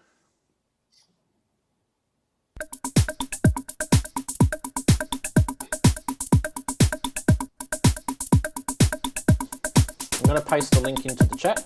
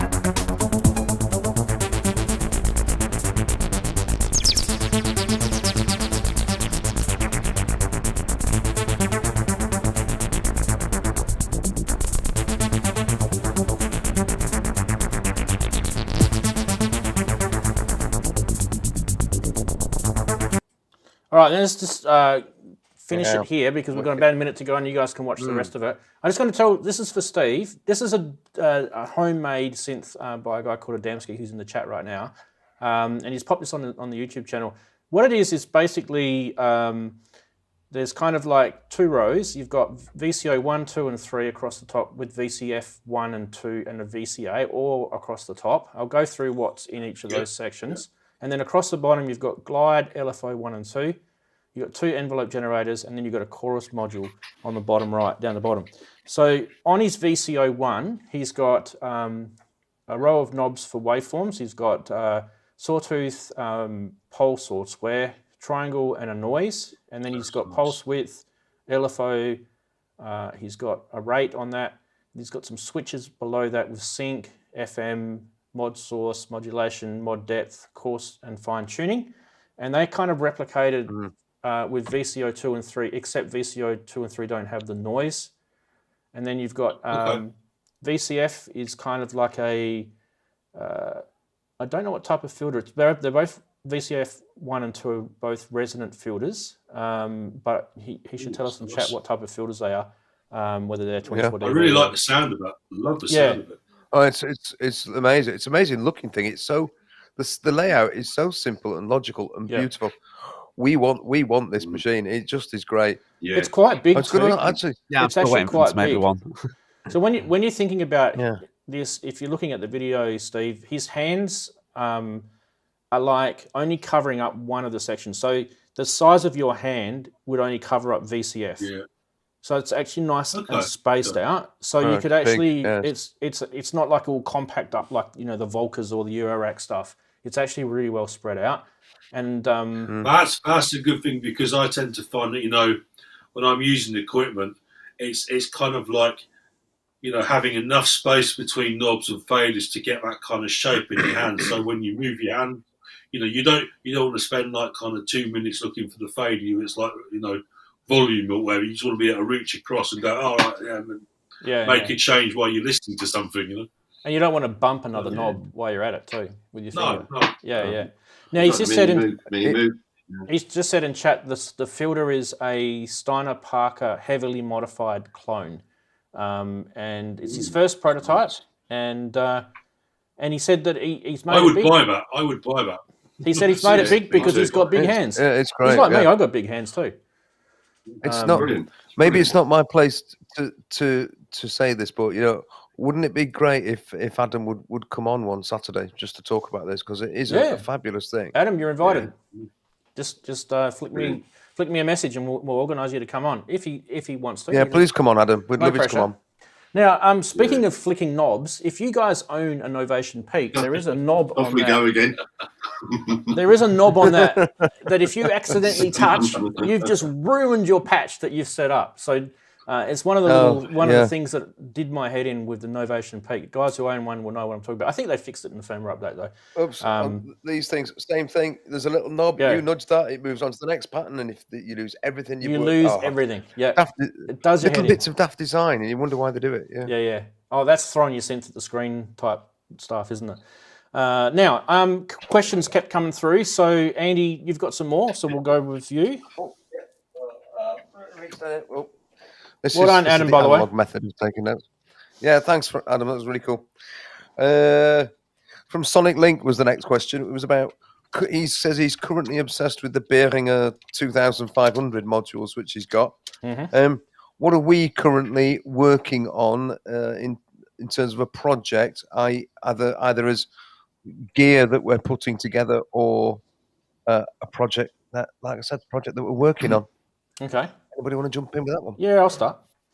So we'll go with the 2500 modules. I'm the same. I will probably end up with most of them. I don't know if I'm going to get all of them.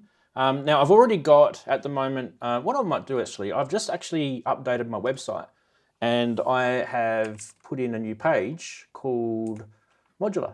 And that page is going to, grow and change. It's like a live type sort of page. I'll just paste it into the chat for you guys to. Don't check it out now. You can check it out later. But open it in the tab in your browser or whatever. One of the cool things about it is I've gone and added into this page, what I might do is actually I'll show you on the thingamy. That's a technical term. Be careful. Now I don't have too much interaction with this, so we'll see how it comes up. I think I can scroll. I think I can scroll. Can I scroll? No, I can scroll with the scroll bar. So on this, what I've got is links to my modular grid current rack cases. So I've got the 2 rack brutes, the Behringer Go and the Nifty case. And I've also got a blank rack case here, which you'll be able to access. Sorry, it's flicking around because I can't work out how to stop it. And then you see below, I've actually now gone painstakingly listed every single Eurorack module that I own. And you can see this is why I'm showing it, because there's the 4 2500 series modules that I own, the 1003, 1005, 1006, and 1033. 1033 and 1003 are pretty much the same except for the gate controls on them. And then you can see I've linked each module to that little link arrow you can see in the column. That actually links to Modular Grid, so you can go and check out what the module does. So yeah, handy little page. Now, the reason why I've done that is because later in the future, soon, the not too distant future, I'm going to be asking people to build a patch and a Eurorack case using the Behringer Go case, using that Modular Grid blank one that I've got just above the listed modules, so you can see the link. And you can only use the modules that I've got in there. And the reason for that is, then I'm going to do a show where I've actually made what you've wanted me to make and made patches from it. So I wanted to do some sort of interactive thing. So I thought that was kind of what you're asking. In terms of the 2500 series modules, I do plan on getting the oscillator when it comes out and a few of the other things, the the state variable filter and all that sort of stuff. Yeah, so there's some growth in my Eurorack, will be in that sort of corner for a bit. But yeah, anyone else want to answer that question? Just repeat it again, Andy, so that they can remember. You're muted. You're muted. Take a drink, everyone. Just what projects are we working on? What in terms of gear and or stuff, I suppose, really. Well, shall I jump in? I've been, I said it last week, I know, but I've been sort of going back over old recordings and sort of trying to tidy them up to put them up onto Bandcamp. Haven't got round to doing that yet because I haven't done any artwork type stuff. This is the thing I'm least good at, but I'll have a play. And then, of course, there's the actual modular and just messing about with that. I can just move the camera around a bit if you like. Quick show what's going on in there. Absolutely.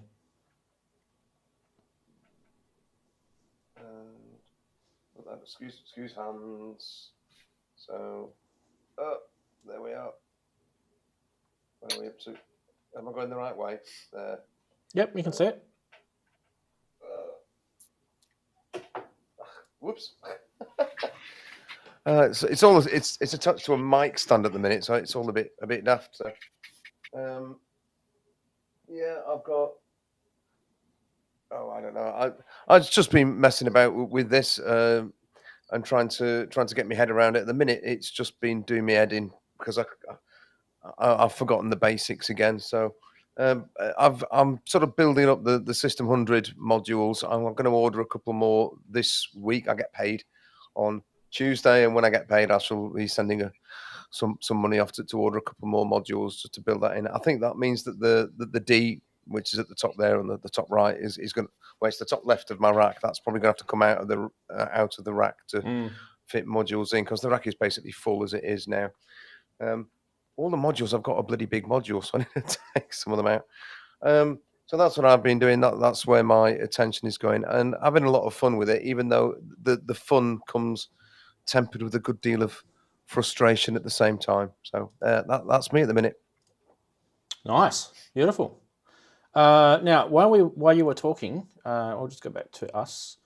Wagoo mentioned that AM Synths have also mentioned that they're going to be doing 7 2500 modules that ARP never released, but they actually had the schematics were known for, and Behringer decided not to do these. I think Behringer were going to do one of them though, Wagoo, and I don't know if they're going so they've said that they're going to do it, but I don't know if it's ever going to come out. So we'll see. And one of them was a kind of like a weird sort of hybrid. You probably don't really need it if you've got the other modules type. It's one of those sort of things. It was to do with the sequencer and that sort of stuff. But yeah, that'll be interesting anyway. We've got the bubble now, Andy, so we can flag questions as they come in. How are we going with that list? We don't need to get everyone to answer each time either. I think it'll just take forever. Keith in Watford mentioned about the Behringer change of logo. Yes. Interesting this week. And he retracted it. This week, did he? Well, yeah, not too late. Because it's interesting, because I did a search myself this week for Behringer's logo, so I could stick it into a PowerPoint of German brands. Yeah. And I've noticed that the logo's changed a number of times over the years. It tends to always have this ear, the shape of an ear in a triangle, doesn't it? So what the meaning of that is anybody's guess, obviously. Because audio. that came out with that new tagline, and I don't know how long they've had it where it says "We hear you." Oh yeah, we listen, we hear you. That's it. Yeah. So I think that's when it came out. Now I saw this post on ProSynth Network. Now I don't know whether it was. I actually couldn't work out whether it was a joke or not.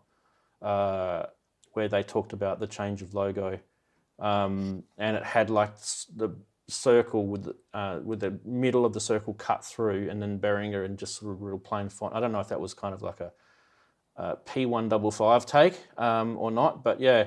If you guys have got any ideas what Behringer's change of logo is, these have been getting some airplay on this show today. Let us know in the chat. Well, we've got the chats. We can talk about that there. What else have we got, Andy? Next one was from Native VS from Robert. Has Heinbach caused the prices of the quadriverb to be artificially inflated? Yeah, that was a pretty decent sort of demonstration that he's done. Well, he did a really good video, wasn't it? Yeah, of how he used those, and amazing. So people rushing out to buy old quadriverbs, very possibly. Yeah, very possibly Native. What about the? We didn't ask Darren what he's up to. There was an interesting. While we're talking about reverb, we'll go to Darren in a sec. There was an interesting video that came out where there's a scientific sort of YouTuber. I can't remember what her name is. She's more into the sort of computer retro stuff, but she did this video on the old-fashioned plate reverbs. And I don't know if you guys remember back in the day, the plate reverbs were these big, massive boxes that sat in the corner of the recording studio, and they were patched into the mixing console and patched back out again, and that's how you got the plate sound. And and she did a video on that. EMT plates. Yeah, and they became a staple. Yeah, they were huge. Really heavy. Yeah, really heavy. The best one I ever heard was at a studio called the Cowshed in East London. I used to record there quite a lot. We did a couple of tracks about a long time ago. But had a huge one outside, about 6 foot tall. This thing had been obviously, God knows how they got it in there, but they'd done it somehow, and it just sounded incredible. It's really, really amazing sounding thing. Yeah, Wagoo's mentioned the YouTuber's name. It's Fran Blanche. It's definitely her. I'm not going to play her video because it'll be copyright strike. She's quite a big YouTuber. But yeah, go check out her latest video. Well, I don't know if it's her latest, but it's definitely worth checking out. If you've never ever seen one of those actual old-fashioned plate reverbs, because we all kind of just, if you were born like yesterday, you wouldn't even know where a lot of these reverbs have come from. So, I mean, the spring reverb is probably a little bit more well-known because people have seen it recently with the Behringer 2600 with the blue and grey MIDI and all that sort of stuff. But the plate reverbs, if you never knew, you would have just assumed it was some sort of digital algorithm, but it's not.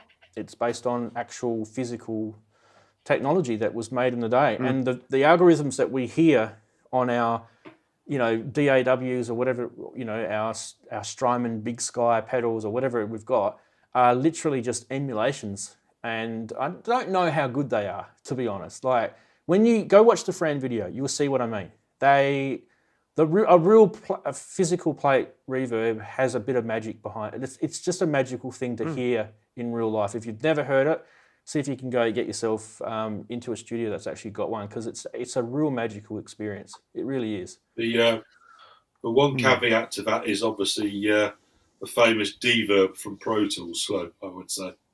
All right, yeah. That's your favourite? Yeah, which has just been used. I wouldn't say it's my favourite, but it's a reverb, but it's definitely a very frequently go-to reverb, because it's just so diverse and so user-friendly in terms of how it kind of seems to, how it treats dynamics. It's great for everything: drums, vocals, bass. I just find myself always kind of like, gravitating towards that if I want to get the job done quickly. Yeah, absolutely. So keep the questions coming in to chat. Don't forget to flag either myself or Andy's name. On the subject of plate reverbs, years and years and years ago, when the Synthesizer Museum, which is something that was set up by this sort of millionaire banker guy in Oxfordshire, and he just collected loads and loads of synths, and it was open to the public for a fee. Where basically, there came a point where he just wasn't working, and he sold a lot of it off, and he was selling 2 EMT plates. Now, the guy, do you remember I told you about the fella who passed away last year, who was a friend of the fellow who died from a brain tumor? At the time, he was the studio manager at Axis Studios here in Sheffield. That belonged to the Comsat Angels. And they wanted these plate reverbs that were for sale. So we needed bodies to go down and actually move the blessed thing. So I got roped in to drive down in a van down to Oxfordshire to collect these plate reverb, 2 of them, and haul them upstairs, because these things were in like a cellar that had been built down in the ground. We had to lug them up this. Oh my! It was just, it was such hard work, and they really were. They were like 2 king size mattresses in size and depth, with a blooming great big metal, like the wheels for opening submarine ports and things. These great big metal wheels on them. They were massive. So. And how many blokes did you need to move one?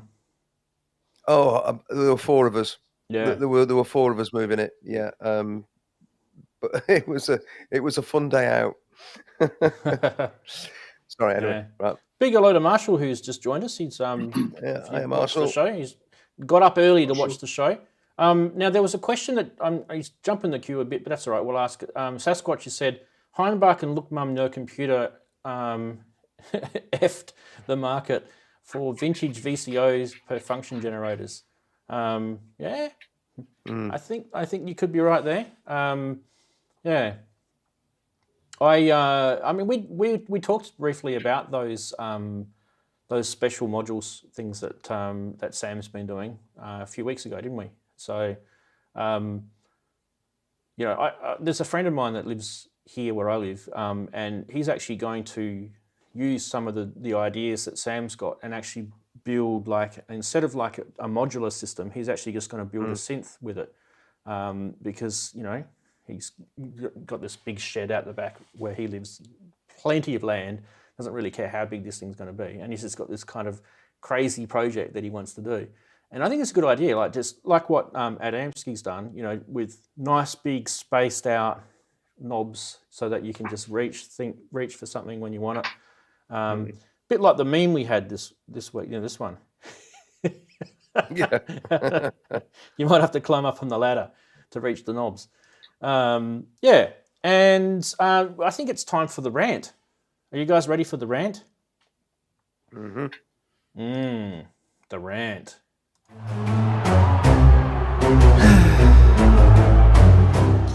Yes, it always goes to black, but it's not always black, because it's time for Ranzee's rant.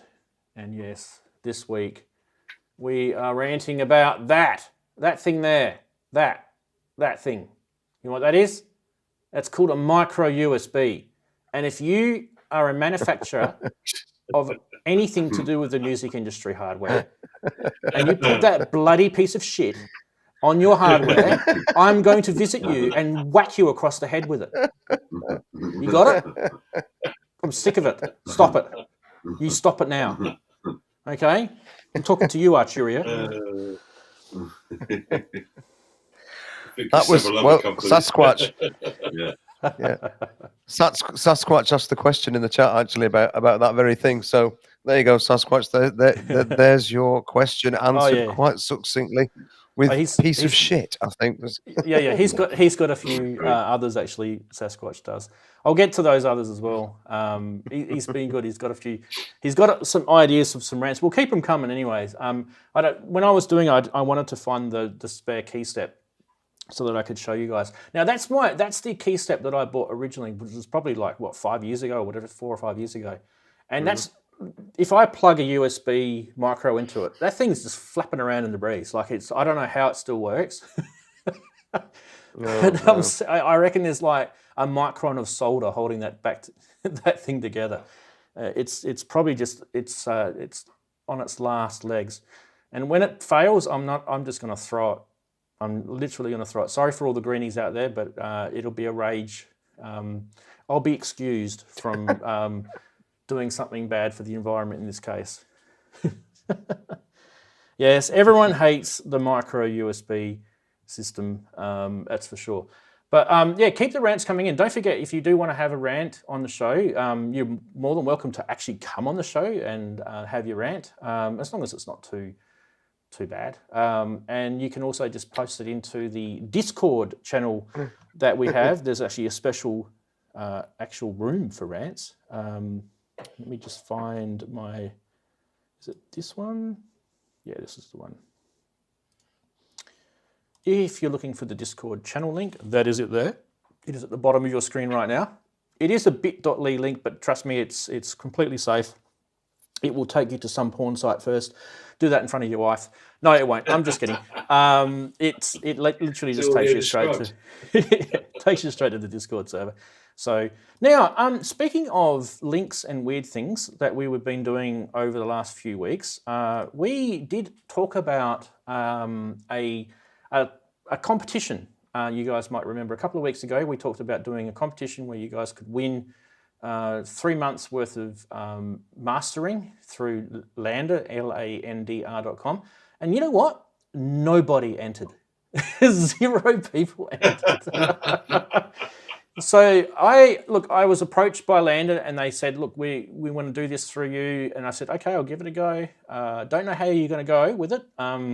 But that's how popular that is. Obviously, they're all lining up out the front of that place to get that product. I don't know. It's probably just they've all mastered the dark art of mastering.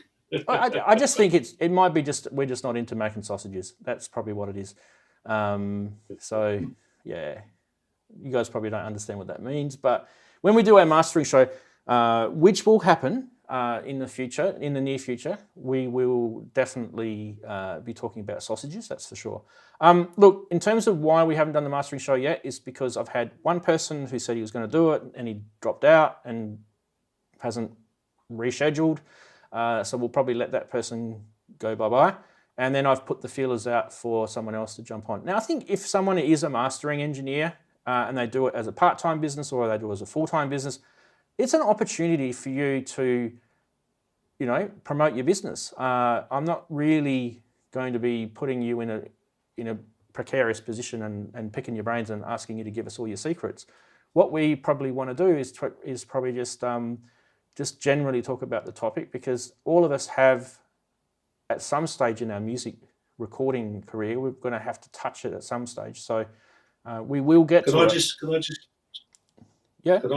because it's something I actually do full time. It's mixing and mastering, and I think it's something where the simplest things. I think a lot of people get caught up in this dark art of what mastering is, and I think on a very simple level, it's actually making your final kind of piece of music or speech or whatever is being at the right level, so you can hear everything you want to hear. It was interesting, when you were asking me earlier about the kind of, whether I hear better than other people. I think that is something which becomes quite important in the mastering process, and it's not about whether you can hear more. It's just being about more aware of being able to hear all the content of that piece of music at a reasonable level and actually for it to be pleasant to listen to. Yeah, definitely. Yes. Now I'm just so when we do the mastering show, Steve, you're more than welcome to come on. I hit the wrong button there. And talk about what you offer as a service and all that sort of stuff. So, but what we're going to do is we want to have maybe get someone else as well. We want to have palette of people would be nice. Yeah. Have a couple of people, and we'll see how we go with it. Now, the problem with me is I know some people that would love to come on the show, but they live in the eastern part of Australia, and when I do my show, it's like 1 o'clock in the morning for them over there, and they just not really. It's just not good for them. They're not at their best at 1 in the morning, especially on a Saturday night. And usually, people that work in the music industry on a Saturday night are doing drinking and gigging and stuff like that. So it's not the right time for them. But with you guys who live in the UK, it's a Saturday afternoon. You haven't quite hit the pub yet, so you never know. You might have had a long lunch, but it's kind of one of those things. So I'm going to probably have to find someone in the Europe, UK area to come on. I think it's probably more beneficial for them anyway. So that would be it. But yeah, look, hit us up. Don't hit us up now in the chat because it'll just scroll away and I won't see it. Hit me up through my contacts on my YouTube channel if you are interested in coming on and letting us hear all about what you do. I think it'll be a good show. There's a lot of people who have messaged me privately and said, I can't wait for you to do the mastering show. I'm like thinking, oh my God, pressure, much sort of thing. But you know what I mean? Like, so don't get too much of your hopes up, guys. This is Ranzee's show we're talking about here, not Sonic State. But yeah. What are we up to? How are we going with the questions, Andy? Did we get through them all? That's all the ones. Let me just have a quick look. And MC's just said, I'll ask my friend Mr. Palmer. Is he married to Mrs. Palmer? Sorry, I shouldn't joke. Sorry, keep going, Andy. No, I think we got to the end of the ones that I'd scribbled down. So unless anybody's got anything that's pressing that they want to ask, we got through them. Yeah, I got a little bit ranty when it came to that USB micro thing, but I want you guys to feel that I was doing it on behalf of everybody. Everybody's frustrations was all collected by me, and then I just pushed it all out like doing a grog bog on a Sunday morning. That's kind of the feeling that we have when we're talking about USB micro. It's horrible. Totally in agreement. Yeah, I know. Brett's kidding. I knew you were kidding, mate. Why not ask Steve to do the master? He said, yeah, we will. We definitely will. And he's just basically said he'd love to. So that is what's going to happen. But we want someone else as well. So, you know, I think it'd be nice to have, I'm more than happy to do it. It'd be nice to have a couple of people because I think it's such an individual and unique kind of approach to things. Everyone has their own kind of way of doing things, and I think as well with musicians and things, they tend to go to people for different things. People ask me to do things because they specifically like the way their work ends up when I kind of put my skills to it, and then someone else might say, well, they'll take it to someone else because they're after a specific thing. And I think the more kind of information that's out there for people, I think the better they can make a more informed choice when they're thinking about mastering. Yeah. I'll put this out to everyone just to make it sort of easy for people to understand. I don't know the guys on Sonic State that are mastering people. I don't know Charles Chicky Reeves. I don't know Yoad. I don't know Gaz Williams. I actually don't know those guys. They're not personally known to me. I know who they are. I watch them all the time, just like you guys do.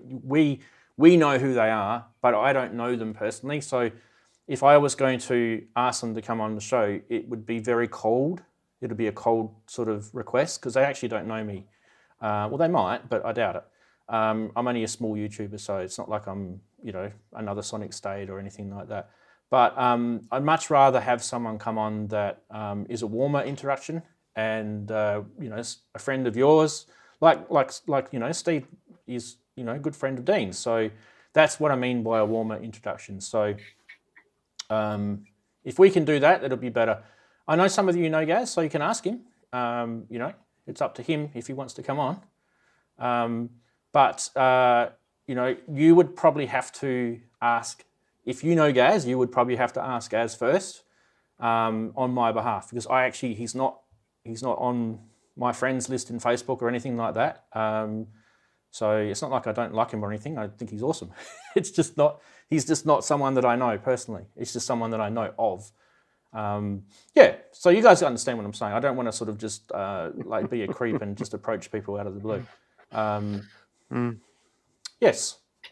Inky's talking about how Gaz reads her drunk messages.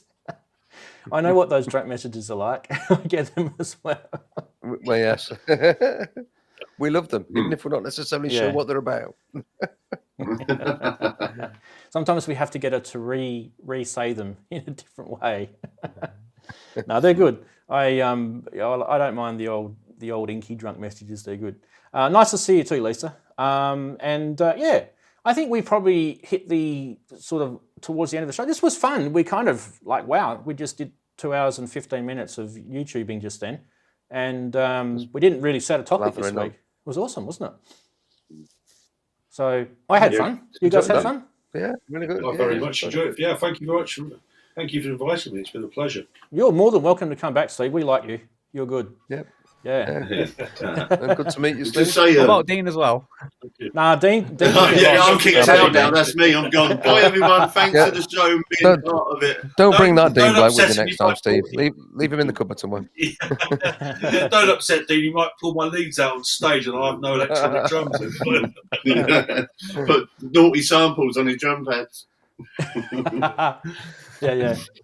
But I just wanted to say just a quick one. Just thanks to everybody, and just urging to let know what we were up to, because that question came up earlier. Because me and Steve also will be doing on a Saturday night, kind of like playing other people's music. So I thought it's important let people know in the chat. And anyway, you can join Fat Potato Studio on Facebook, and if you've got any content you want played, I know Rant's got some stuff, and there's Darren, and there's Andy there, and then we got a lot of other people who've dropped their content. So we're going to do like a really chilled out Saturday night show, probably about 9 o'clock at night, and we're going to be me predominantly doing it, but Steve's going to be on as well.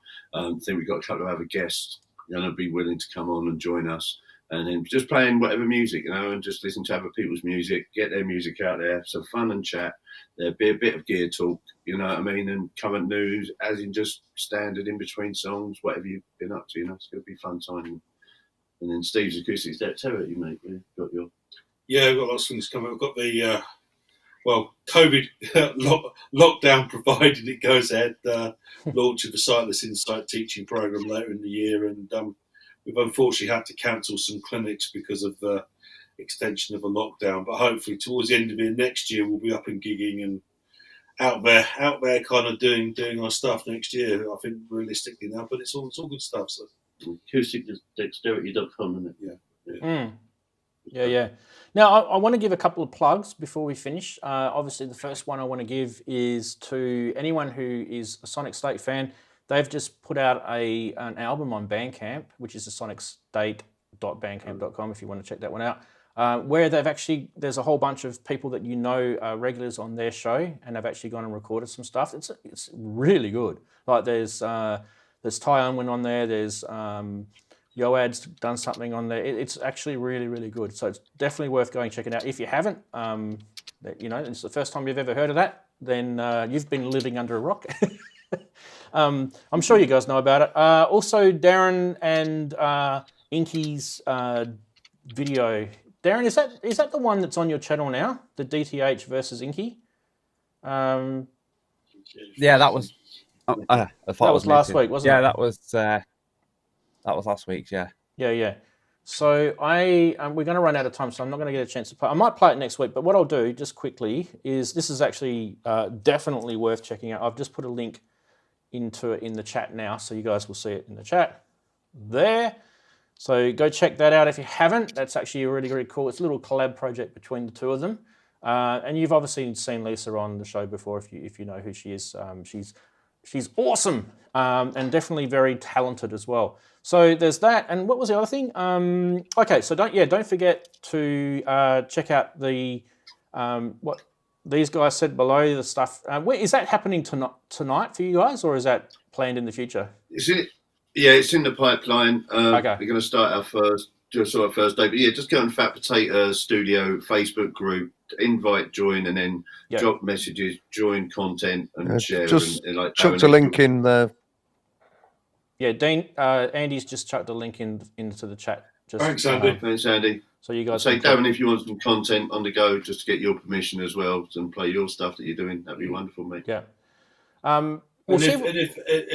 If it's all right, just to go to plug, if anyone does want to contact me personally about any mastery, they can just go to my website, which is acousticdexterity.com. They can email me if they want to. Just, that's something I do kind of personally anyway. So if they want to, even if they just want to just ask some advice, I'm quite happy to talk to people all the time. So. Oh, that's nice of you. We'll see if we can try and get this mastering show next week. We'll see how we go. We'll get you definitely back on. Nice to have everyone in the chat. So big thanks to all those that have joined us in the chat today and contributed. It's been awesome having you. Don't forget to come back next week. Hopefully there's a mastering show next week. If there's not, there'll be something else that's cool that's on. Everybody say goodbye. Enjoy the rest of your weekend. We'll see you everyone. Satdee. See you later. Goodbye. Take care. Thanks, everyone. Doodles. Bye-bye. Bye.